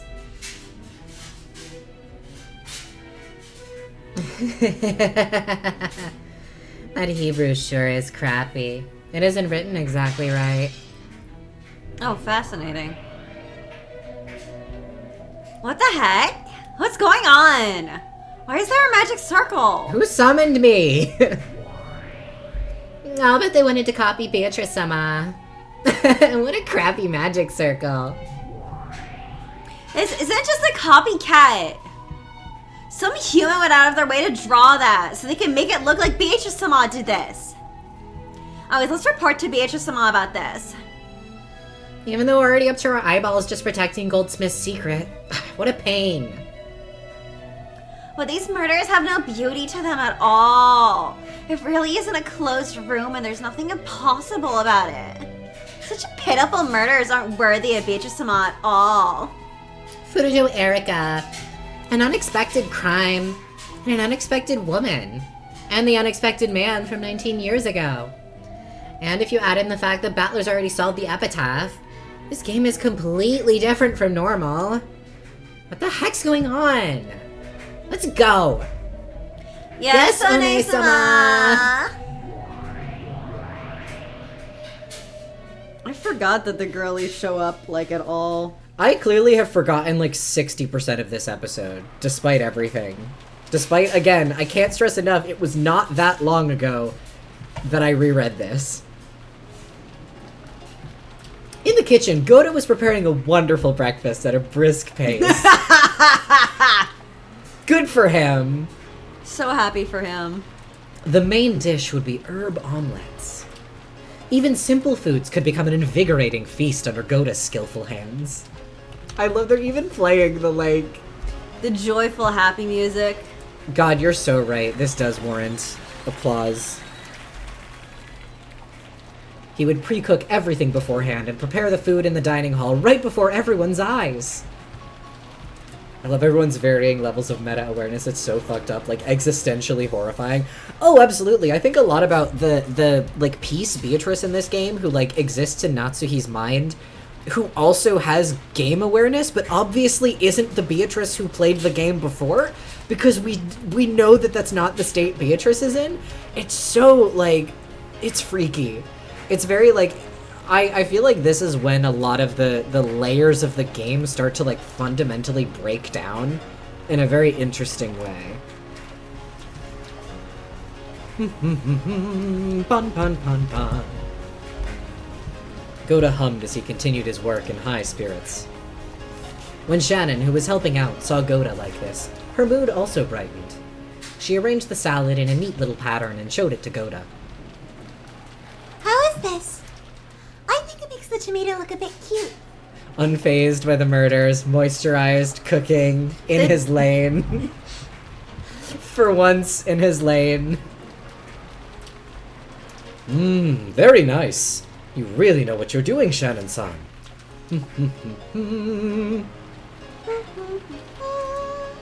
The two happy people gave each other a high five.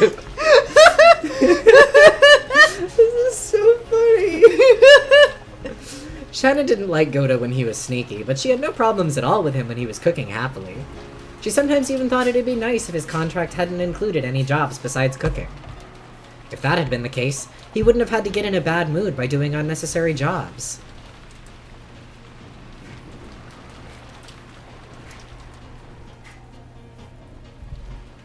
Lambda was fucked up for this. She thinks she's so funny. Uh-huh.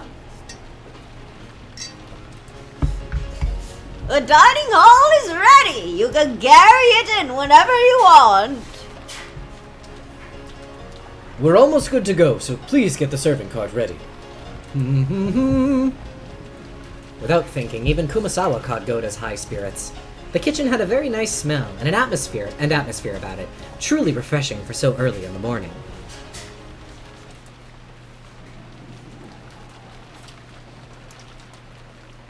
Then Cannon came back, grumpy even this early in the morning, just like he always was.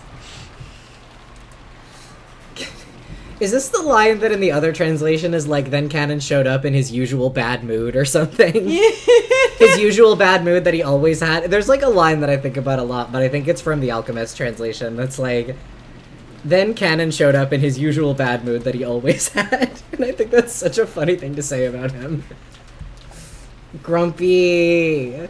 He's grumpy. He's cranky. Cannon and Genji were in charge of getting many things ready for the morning, such as opening the curtains. However, Cannon was alone today, so it had taken much longer than usual. I'm done. Where's Genji-san? Normal place, I bet. He still isn't here. That's odd. I can't imagine he'd sleep in. Oh! I guess even Genji-san sleeps in sometimes. That's rather careless of him, considering that this is the middle of the family conference. One overslept himself, and then there were 8, or whatever the fuck the line is. I finished And Then There Were None recently, finally. Oh my god. I'm like, wow, this is just like... I have not read that book since middle school, so I don't remember much of anything. It's alright. It's a classic for a reason. I did like switch versions in the middle of reading it. I like started reading on one version and then switched to a second version that it turned out was more anti-Semitic Oh. in one scene. Oh. Which was like, oh, so we had multiple passes at this one to cut the racism, apparently. So that was weird. It's just like one scene very early in the book that like doesn't really come up again, but it was wild.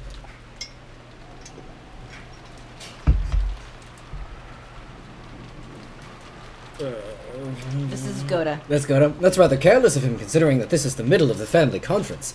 Canon-san, could you wake him for us? Yes. I wonder what Genji-san's face looks like when he's half asleep. Oh, let me go with you. And Then There Were None makes me so insane, and that Rikishi uses all of it. There was something magical about an island, is a real sentence that gets said in And Then There Were None. Wow. But there's this whole thing about how islands are like cut off from reality. And it gives you the impression that anything could happen there. I just remember that there is a lady character who like killed a kid through negligence because the kid was drowning and she purposely like swam really slow over to him so that he would drown. Yeah. Yeah. And that's about all I remember, is that specific scene. Yeah. It's evocative. The characters in it are quite interesting. Mm-hmm. There's also, there is a someone at one point does say there's a woman named Beatrice Taylor in somebody's backstory where one character is like, the killer is definitely Beatrice Taylor. It's like, wow, this is just like... Even though Goda had asked her to get the serving cart ready, Kumasawa plodded off after Cannon, slyly skipping work. As Cannon muttered about how Goda was the one who slept in all the time, he headed for the servant waiting room. So you didn't wake him up this morning, Cannon-san? Last night I fell asleep while still in the servant room, so I didn't return to the waiting room. Last night, Cannon had dozed off while in the middle of his late-night shift, falling asleep in the servant room. Aww. Shannon had been kind enough to put a blanket on him, but that had just made it so warm that he fell into an even deeper sleep. So he hadn't returned to his bed in the servant waiting room the previous night. Because of that, he hadn't met Genji even once this morning. I'm sure that Genji is normal and fine. He's literally fine. Cannon is literally a kid. Kitten-coded. He is! He's a little kitty cat! Genji-sama. He was born in a wet cardboard box all alone. He literally was. He'll never admit it, but he was. It's Cannon. Good morning. Oh my! I wonder if he's still sleeping. Pardon me. When he tried to open the door, Cannon noticed something strange on the upper part of it. What's that? Packing tape?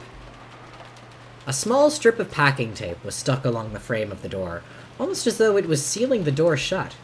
Furthermore, there were notches made with scissors along the center of the packing tape, so that if you opened the door only a slight amount, it would be torn apart. Also, written sloppily across the packing tape with a thin pen, was what appeared to be someone's signature. Genji's rare but unshakable dad naps. He was just watching Braveheart. He's on the couch. Yeah. He's just resting his eyes. Mm-hmm. It was written in a very intricate and decorative manner. So even if it was a signature, there was no way of telling whose it was. It's so funny, the episode 3 rewatch just today, I got y'all talking about your Pavlovian response to packing tape. God, that's beautiful. Yeah. I don't remember this. Why did we bring that up? Great question. I don't remember a packing tape mention in episode 3. But maybe that's why we got jump scared by it. Mm-hmm. It's probably some sort of prank. I don't get it, but it's no use worrying about now.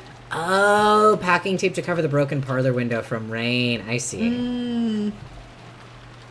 Genji-sama, pardon me. The packing tape tore apart, and he opened the door. It wasn't as though anything happened when it split, so the two quickly forgot about that strange tape. It's probably nothing. The room was dimly lit. The lower bed of the two-level bunk bed still had a lump under the blanket. Apparently, Genji was still sleeping. Good morning, Genji-sama. This isn't like you. Oh, it's morning. Wakey wakey! Genji-sama. What is this? It's been a minute since we got that sound effect. There was a large red-black stain on the blanket. Even the servants' blankets were always kept clean. A stain like that definitely shouldn't have been there. Kanon hesitantly peeled back Genji's blanket, saw what was left of him, and was shocked into silence. What the heck? His neck's been cut open. Really love what's going on in chat right now. Who does Genji room with? Who does Genji bunk with? We all know where he spends his nights. Yeah, they're surprised that he's here. Yeah. God. Oh, the reason why Kinzo took Genji's key is they had a lover's quarrel. Just as I was taking a sip of water. Fuck you. Yeah, that's fair.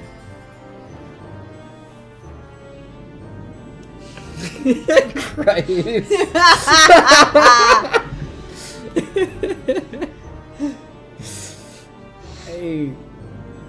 Every day I read sentences. It's thin. You wouldn't be able to leave a cut this deep without a fairly long blade. What's going on? Beller solved the riddle of the epitaph, right? Why are there murders happening? I don't know. In any event, this isn't good. We should report this to Beatrice-sama and Natsuhi-sama. The first time anyone has ever summoned Natsu in her life. God. Bofa, hurry and report to Lucine. Understood. After dashing out, Kumasawa called Goda and Shannon over. Then this new pair let out screams identical to the first two. No! Don't stop making breakfast, Goda! Bells, I love you more than anything. I love you, Beelzebub.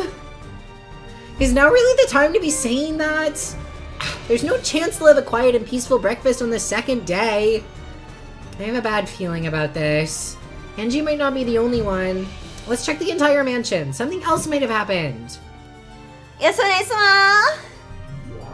Exactly, Bales gets it.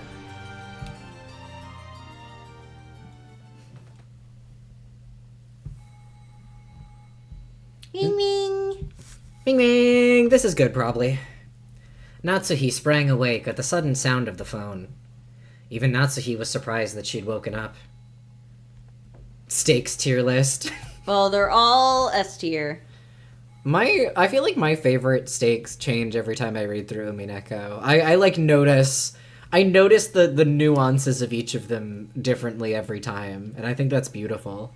I'm like just like every other man out there. My favorite is Mammon. That's fair. I'm deathly allergic to having a consistent favorite character. It's a real. It's just a thing with me. Oh Belphegor yeah, Sloth. I do love Belpha. Phone calls are only ever good on October 4th and 5th in this mansion. Exactly. Oh yeah, the phones aren't out. Yeah, that's an interesting little thing here. The internal phone line is working. Yeah. I mean, there have been phone calls in previous arcs where the phone lines were down. Well, that was just episode 1 and 4. Yeah, did they claim the phone lines were down in 4? Because they super Well, weren't. in 4, they hadn't gone down yet because all of the murders happened on October 4th in that game. Oh, yeah, episode And 4 the advances phones quickly. go down in October 5th. Yeah, generally. yeah. Yeah, she has an interesting angle to Sloth for sure. She is a very interesting. I do love take it on because that. the way she's so reliable that she makes her masters slothful. Yeah, which I think is very interesting, and like, I do think they are. It is kind of intriguing takes on the concepts of the seven deadly sins. She'd thought she'd spent the whole night. Leo's just being like, I'm hungry.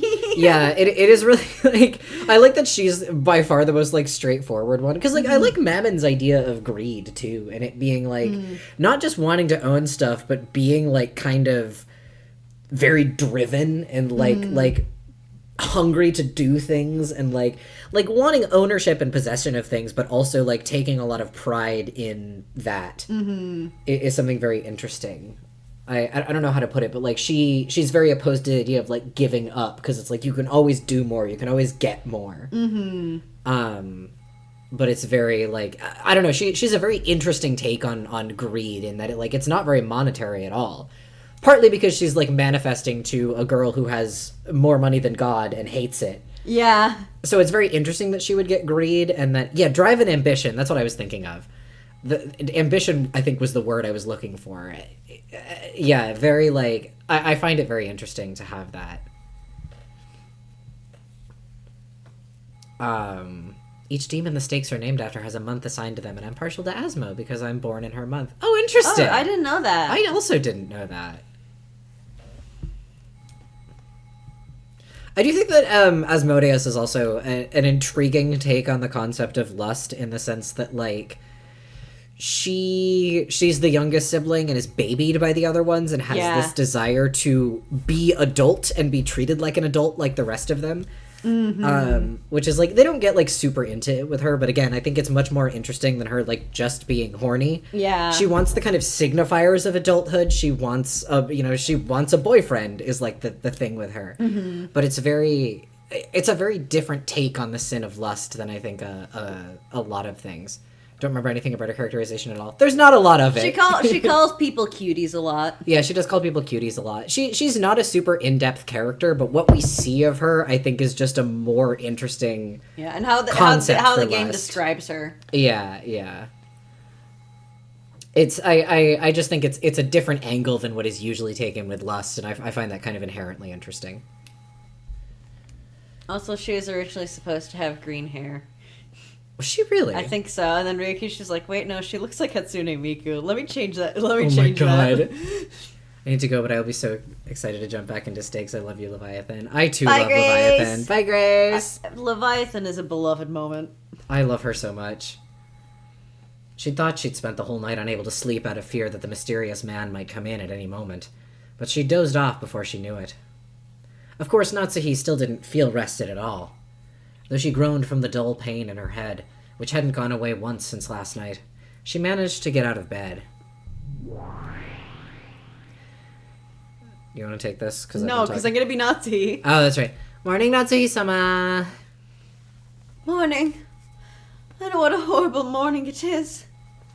Don't worry. No one tried to enter this room. I see. Pride reporting to Natsuhi, which could mean nothing. God, fuck. Thanks for keeping watch all night. Even so, that didn't mean she'd been able to sleep peacefully. The continued ringing of the phone made her headache throb even more strongly. I think you should probably answer the phone. And then, I've got some bad news to report from my sisters. Let's leave the bad news for later. Like, I know it's just because she's the leader of the stakes, but also...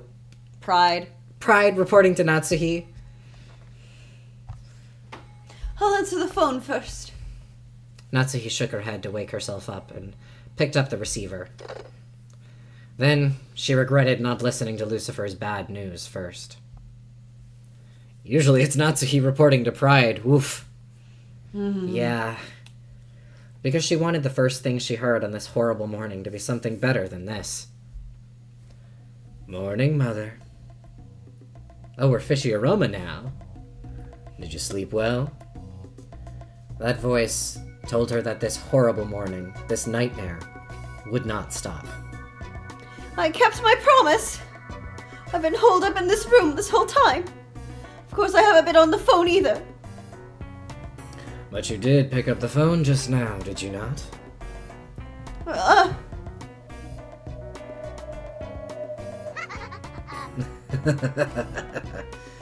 Just kidding. This is just a morning call I'm giving my beloved mother. Morning, mother. You already said that. How far do you intend to mock me? Natsuhi gripped the receiver so hard it creaked. I wanted you to leave your seat so I could set up for the party. Thanks to that, everything is ready now. Of course, you are the main guest, mother. What are you planning to do? That is for you to look forward to. Do not worry, I will not keep you waiting. It has already begun. Oh, right, wait a sec. There is someone I want you to hear. Huh?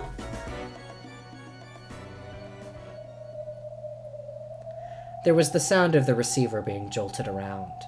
The phone was apparently being passed to someone else, but there was a clunking, clattering noise, as though it was taking a lot of effort to hand the receiver over. Who in the world could he be giving the phone to? No matter who, this man gives the phone to. That can't be good news for me. Untie me, coward! Huh? Dear! Is that you? Untie it! Untie it! It was, without a doubt, the voice of her husband.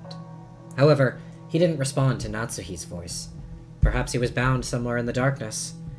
Kraus, not realizing that Natsuhi was on the other end of the phone, repeatedly demanded that he be untied. Your husband is here. His eyes and ears are covered, so you won't be able to talk. But I think you can tell that he is in perfect health. What are you after? Let my husband go! I will let him go tomorrow. If you keep 2 promises, that is. What are they? One is that you keep it a secret that I have your husband in my care. There will probably be a fuss when they're unable to find Kraus anywhere in the mansion, but you know nothing, so you will say nothing. Understand? I understand. Sissel? Sissel, what are you doing? I accidentally unplugged the headphones. You sure did. What is your other condition? Oh, just a little game. At 1 o'clock today, you will go into the foremost guest room on the 1st floor of the mansion and hide in the closet. A guest room? Why should I go into the closet? Just a little hide and seek. If you can hide there for an hour without anyone finding you, you win. If someone does find you, you lose. And if I lose, what happens? Nothing in particular. Is that not what playing is all about? If you play along with this hide and seek, I will release your husband tomorrow. Will you really keep that promise, I wonder? Ooh, parallels to the stuff we got last week. The playing a game or winning or losing doesn't really mean anything. It's just about the act of playing. Obviously a sinister twist on it, but a very interesting... Yeah, the talk about like how Beato's stuff is a lot of meaningless risks, a lot of meaningless playing around. Yeah. The playing for its own sake, the gamble for its own sake. The risk. Ugh. Of course. Make sure you do too, Mother. If you break our promise, I will know right away. At that time, there was suddenly a loud knock on the door to Natsuhi's room. Her heart leapt automatically. Madam, are you there? Good morning. It's Goda and Cannon. Madam, please wake up. The voices coming from across the door were Cannon's and Goda's. The knock had been wild and the voices a little shrill. It seemed that something strange had happened, and that they were agitated. What is it? Did something happen? Oh. Oh, what? Oh! Oh, this is the man. What is it? Did something happen? It's nothing. It looks like the servants have arrived. I'm hanging up. Sure. I've said everything I wanted to. So, do not break our promise. I understand. And you don't break our promise either. You have it wrong. That is for you to decide, Mother. Do not make me break my promise, Mother. Her. Ugh. I will be watching you all day today, Mother. Clank. Lambda Delta slammed the receiver down on the antique phone. Then the phone exploded into bits and became a golden splash, then a cloud of gold butterflies, and then disappeared. Dance for me, Natsuhi. Dance in fear of your sin 19 years ago. My turn's going pretty well. Okay, your turn now, Burn.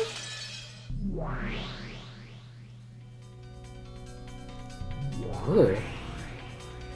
I'm sure this is a waste of time, but let me confirm whether correspondence with the outside world, including reporting to this to the police, is possible or not. It's impossible to make use of the external line. Looks like you can use the internal line. It's impossible to use a boat inside the typhoon. I guess the closed circle is complete now. Congrats, you're a full detective now, Burn. When the police intervene, they sometimes steal some of the detective's authority. However, with the construction of the closed circle, the existence of police had been denied for all eternity. From now on, the authority of the detective piece will be totally guaranteed. With absolute certainty, one might say. Yeah, thanks a bunch. Then I guess it's time to get this game started. Erica, you're the main character. Now, begin! Even Genji-san. 5 people have been killed? Yes, and it was so horrible. It was exactly the same as the 4 in the guest house. The neck was sliced open with a terribly sharp blade. To think that even though I had the midnight shift, I didn't notice anyone suspicious. Don't blame yourself. You bumped into the culprit, you might be the one dead. You might be the one dead right now. On top of that, the phones aren't even connected. I doubt any boats will come in this weather. This is serious. And that makes it very likely the culprit's still nearby. Eek! Then what? Does that mean we'll be trapped here with a murderer until the typhoon or boat comes? It'll be okay. If we all stay together like this, even the culprit won't be able to lay a finger on us. Double takes remembers. If you're having the same moment I am, I've had like 5 of those moments this stream alone. Where I've been like, wait, what? Oh, yeah. Many such cases. Even Jessica! I can't believe it! This is a weird fucking game board. We won't let ourselves be killed. I'll avenge George. I won't let them get away. No matter who the culprit is, or what their reason was, I won't let the one who killed George get away. I'll kill them. I'll kill them.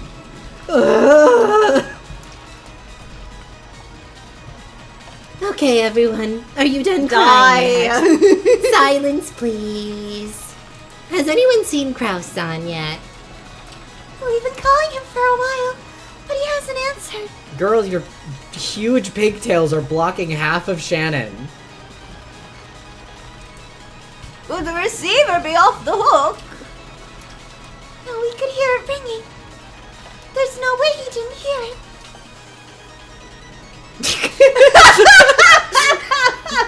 There are a few things funnier when Umineko just does a silent sprite change and then moves on.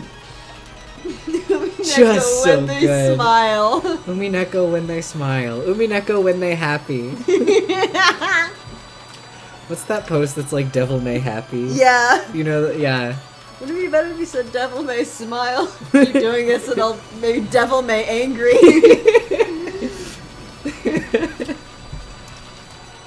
What does it mean? You don't think Uncle Kraus too?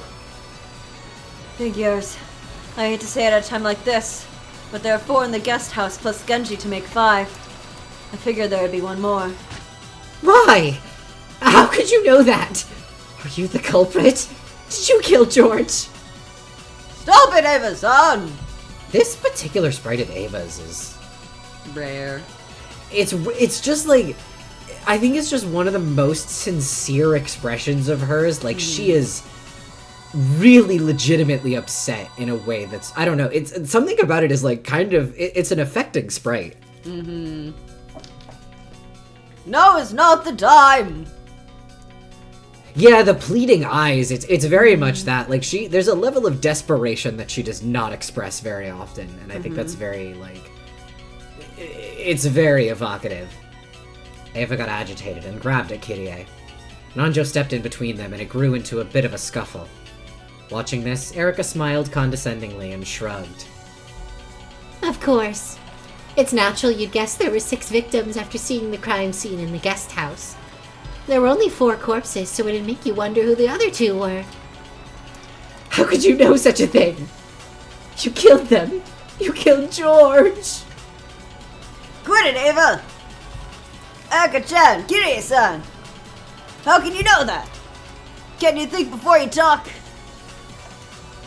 It's a simple connection to make.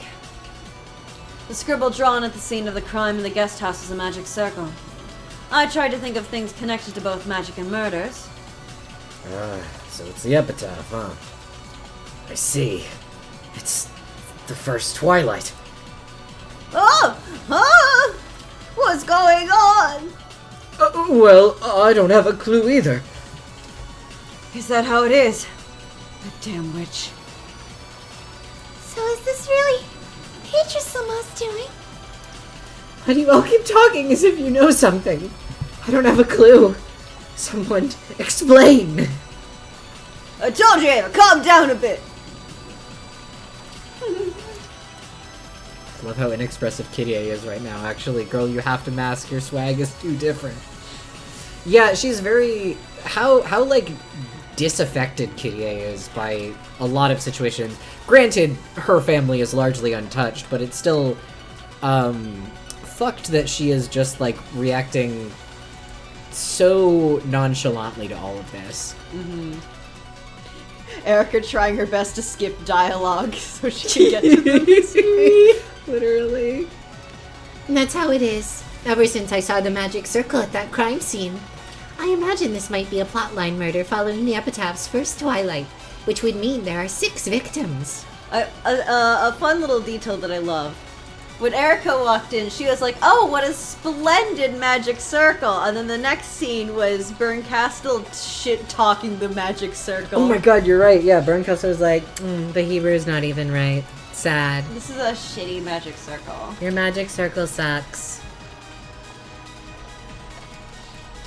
Lambda Delta draws worst magic circle of all time. Asked to leave the witch's game. No, but I'm more just thinking, like, Yeah. Erika doesn't fucking know shit. That as well, yeah.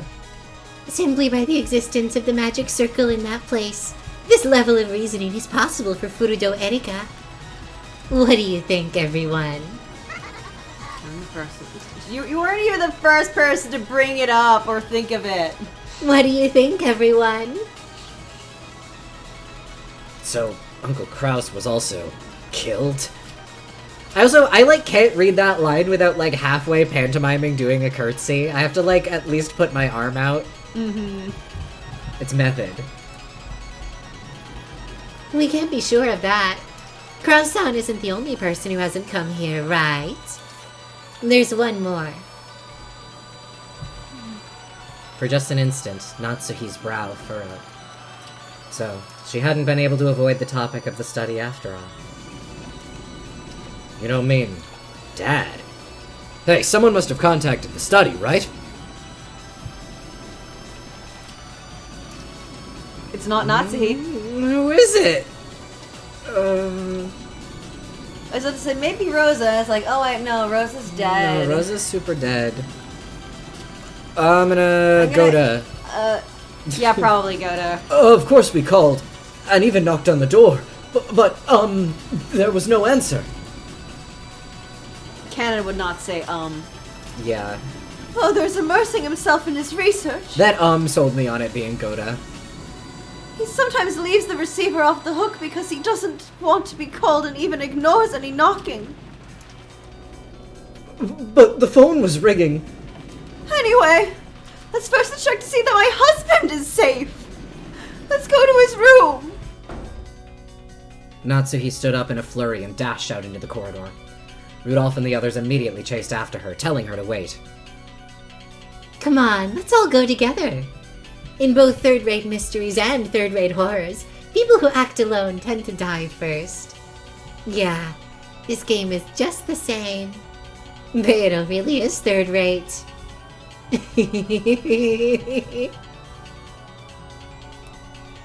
Oh, but in third-rate disaster movies and third-rate action movies, people who act alone do survive, right? Weird.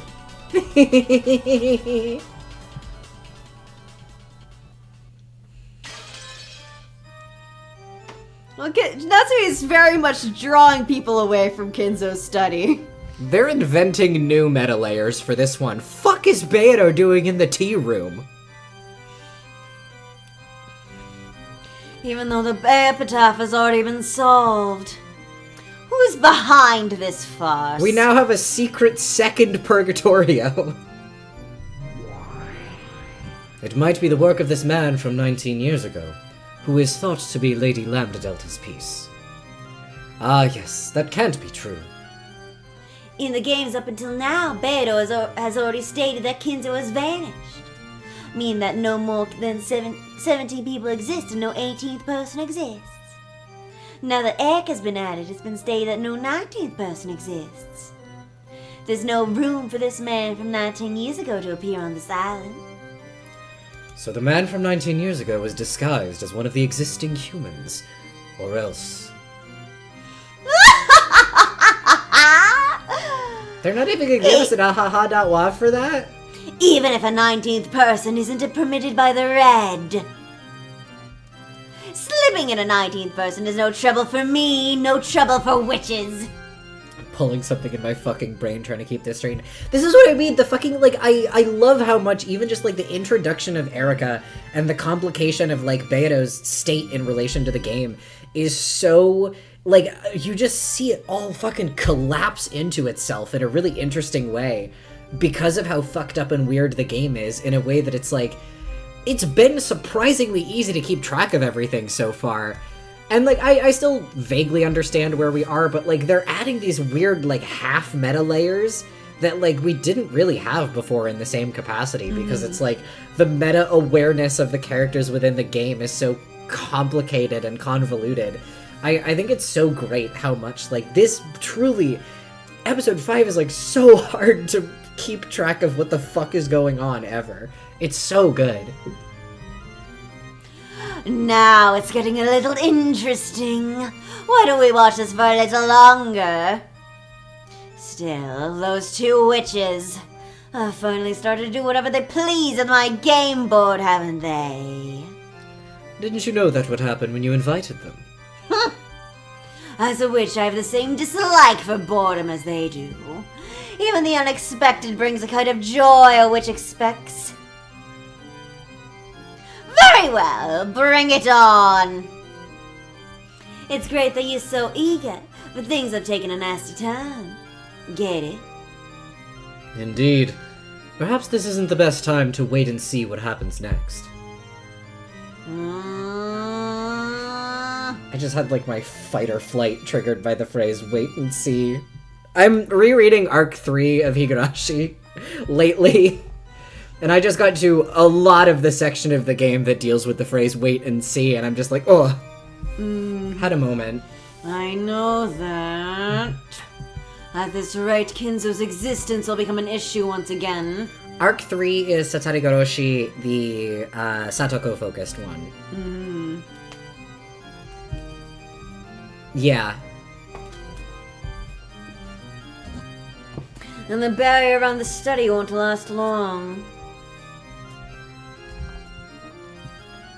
That isn't all.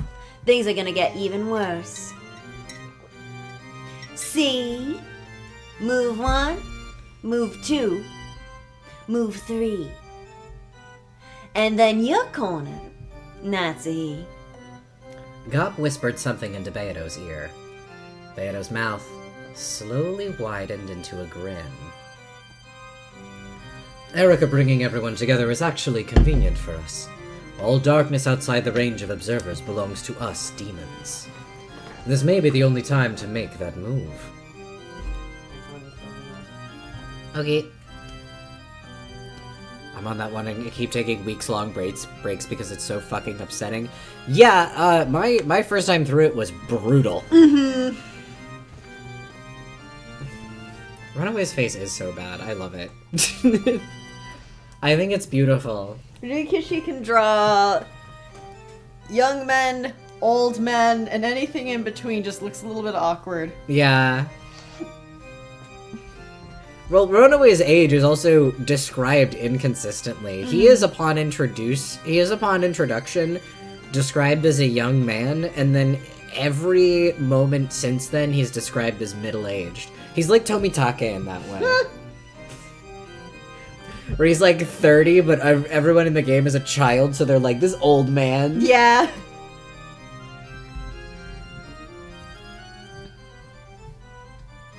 I think this is Beato? No, this is Runaway, I'm pretty sure. But this was Runaway. Okay. Natsuhi is the king. She can't move far, but we cannot allow her to be taken. Let's take the initiative. If we slip up here, Natsuhi will be cornered. Gop, can I count on you? Of course. I'll blow a hole through closed room tricks, alibis, and mysteries alike. Leave it to me, I'll handle it.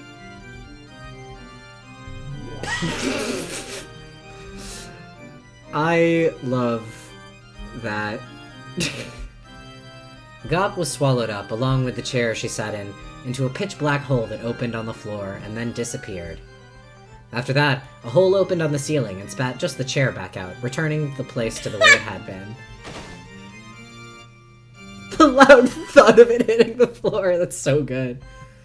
And this is becoming troublesome.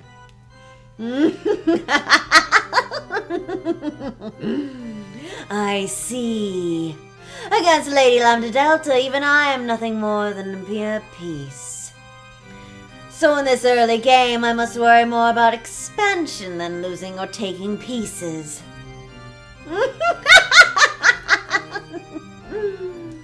I'm just no match for that person.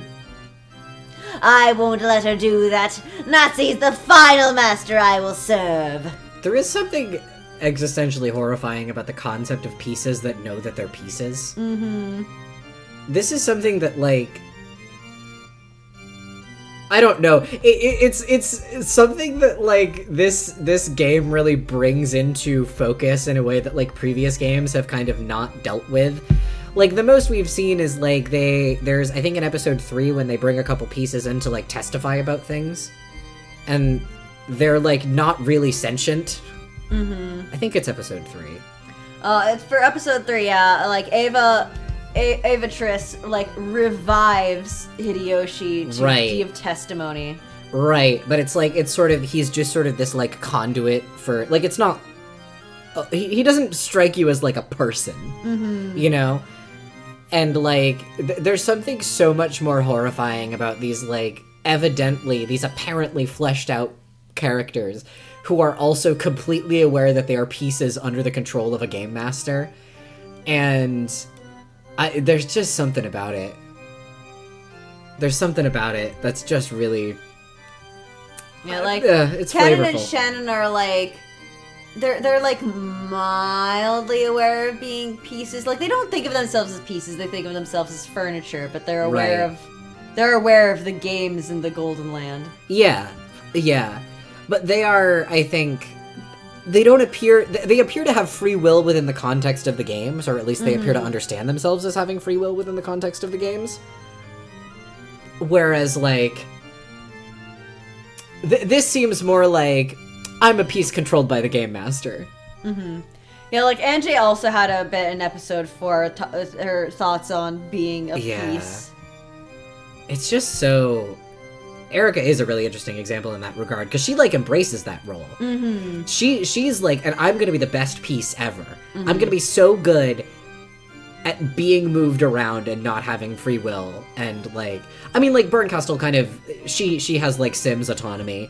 Yeah, like pieces have Sims autonomy. Yeah, and so like she has a certain amount of stuff, and she's like, I'm gonna be the best at utilizing my Sims autonomy to win this, and I'm gonna impress my master. Like, she wants to be the best piece, which is existentially troubling.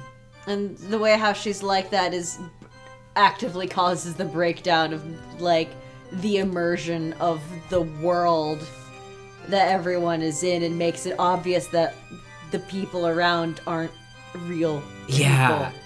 Yeah, she's granted free will and autonomy specifically to enough of a degree to be made to take accountability for failure.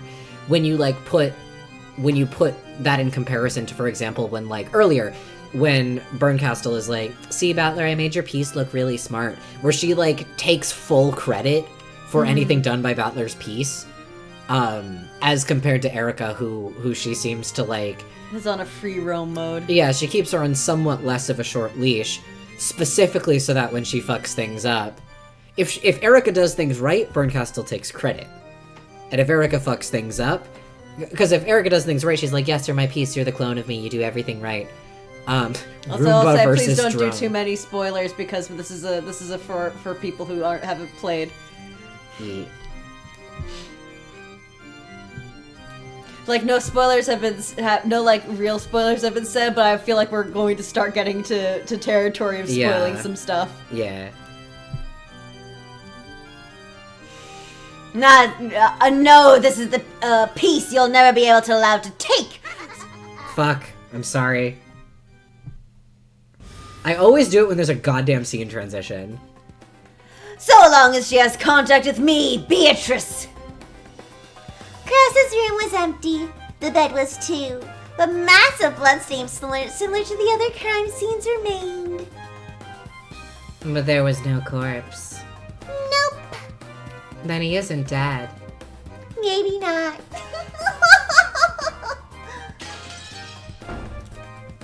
What's going on? Where's Nissan? Judging by this blood-stained bed, I don't like to think about it, but we should probably assume that he was killed and had his neck cut open, just like the people in the guest house. Interesting on account of the fact that we just heard him on the phone recently. Mm-hmm.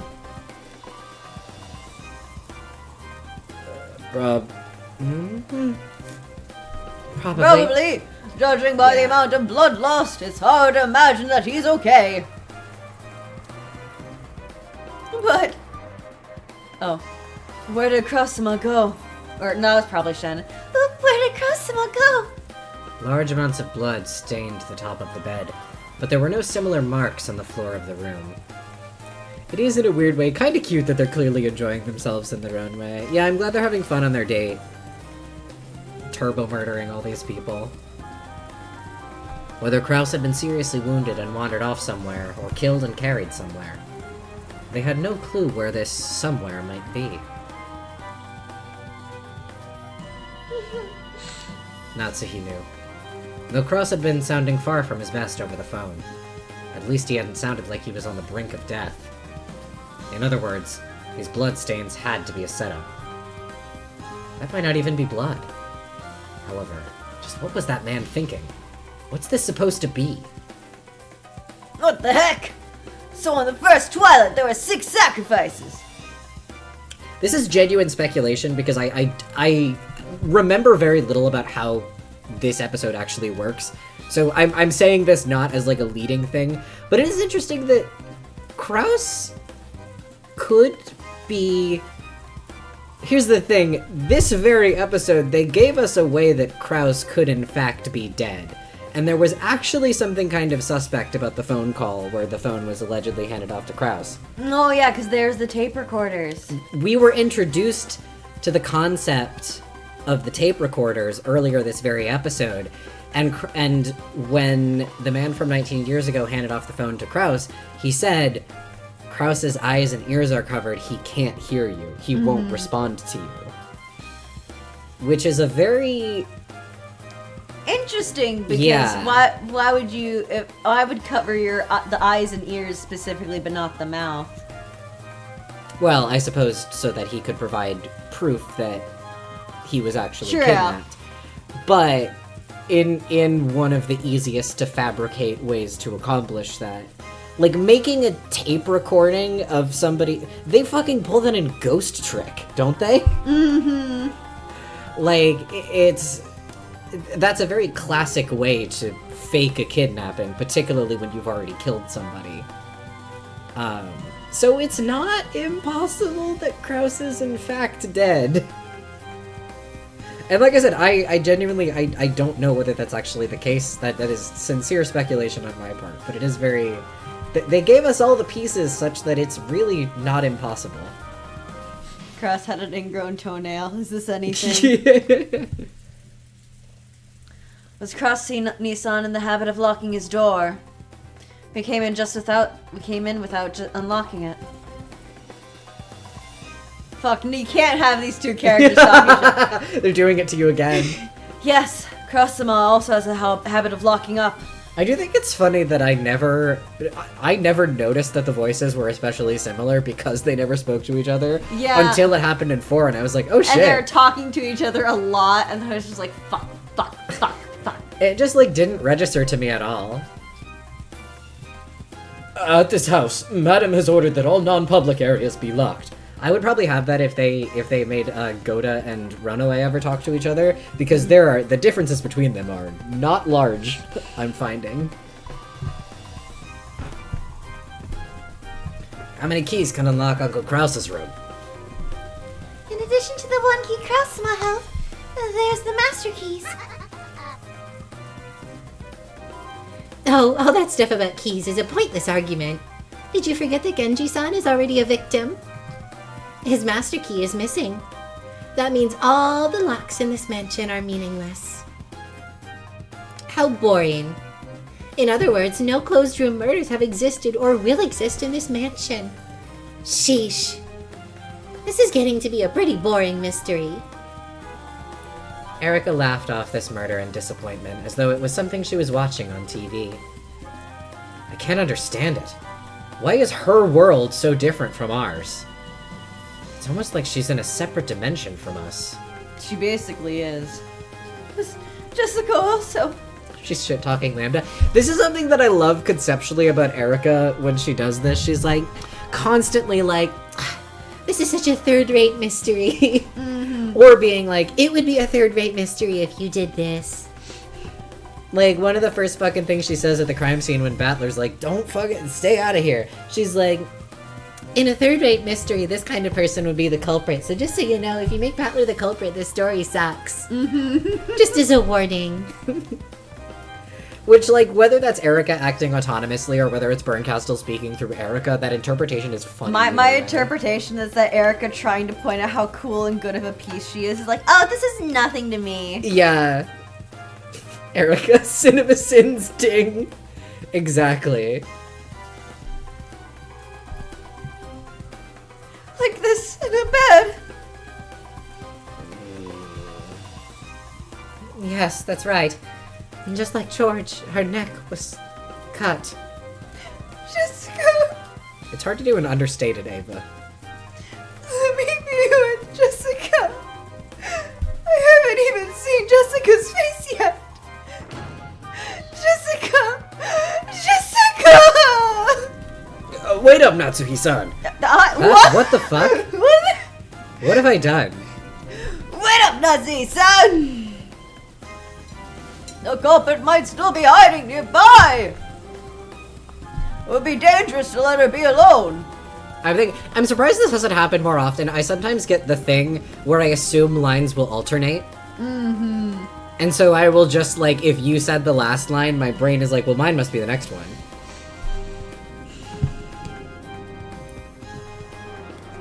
Natsuhi flew out of the room and dashed towards the guest house this time.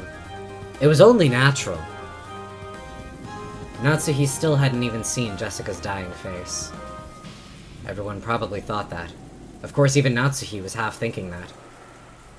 The other half was her desire to shift everyone else's attention away from the study.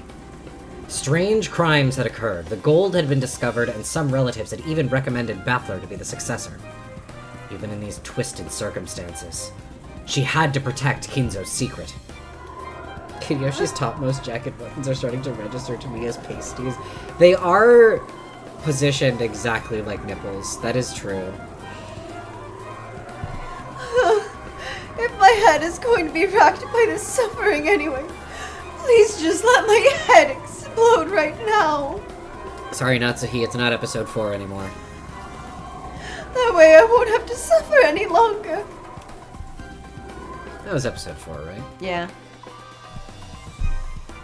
So everyone, for Natsuhi-san's sake, let's return to the guest house for the time being. Though it's not as though seeing their dead faces is going to lead to any new developments. Do you even have a heart? Heart? What's that?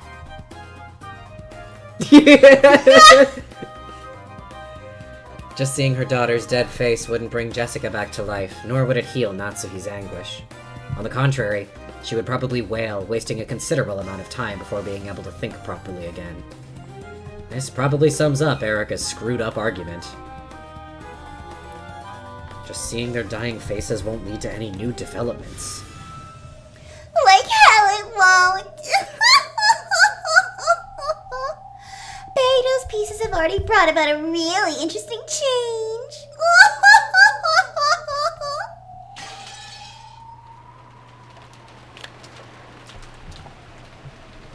Shall we call it here? Yeah, we'll At a find out what scene that transition? interesting change is next week. Yeah! We'll see what Natsuhi's reacting to. I'm guessing that they're meaning kind of like Beto's furniture, basically. Yeah, I assume so, because there's like a hierarchy that goes like Lambda Delta, this piece Beto, Runaway and Gap, and we haven't Stakes. seen Virgilia in a minute, but her and the Stakes. What has Virgilia been up to? Yeah, she what has the not fuck? popped up in any of those scenes, but isn't she also? Yeah, I guess she said, "Hey, Natsu, I'm gonna start planning," and then she went away. Yeah. They do normally specifically call her furniture, but I guess they are pieces, but they're not her. Yeah, it's weird phrasing. I think that they are scrambling the meta layers very. Again, it's like it's so hard to keep straight. I think very deliberately. Well, gamers, thank you for a wonderful week of Natsuhi's terrible, horrible, no good, very bad weekend.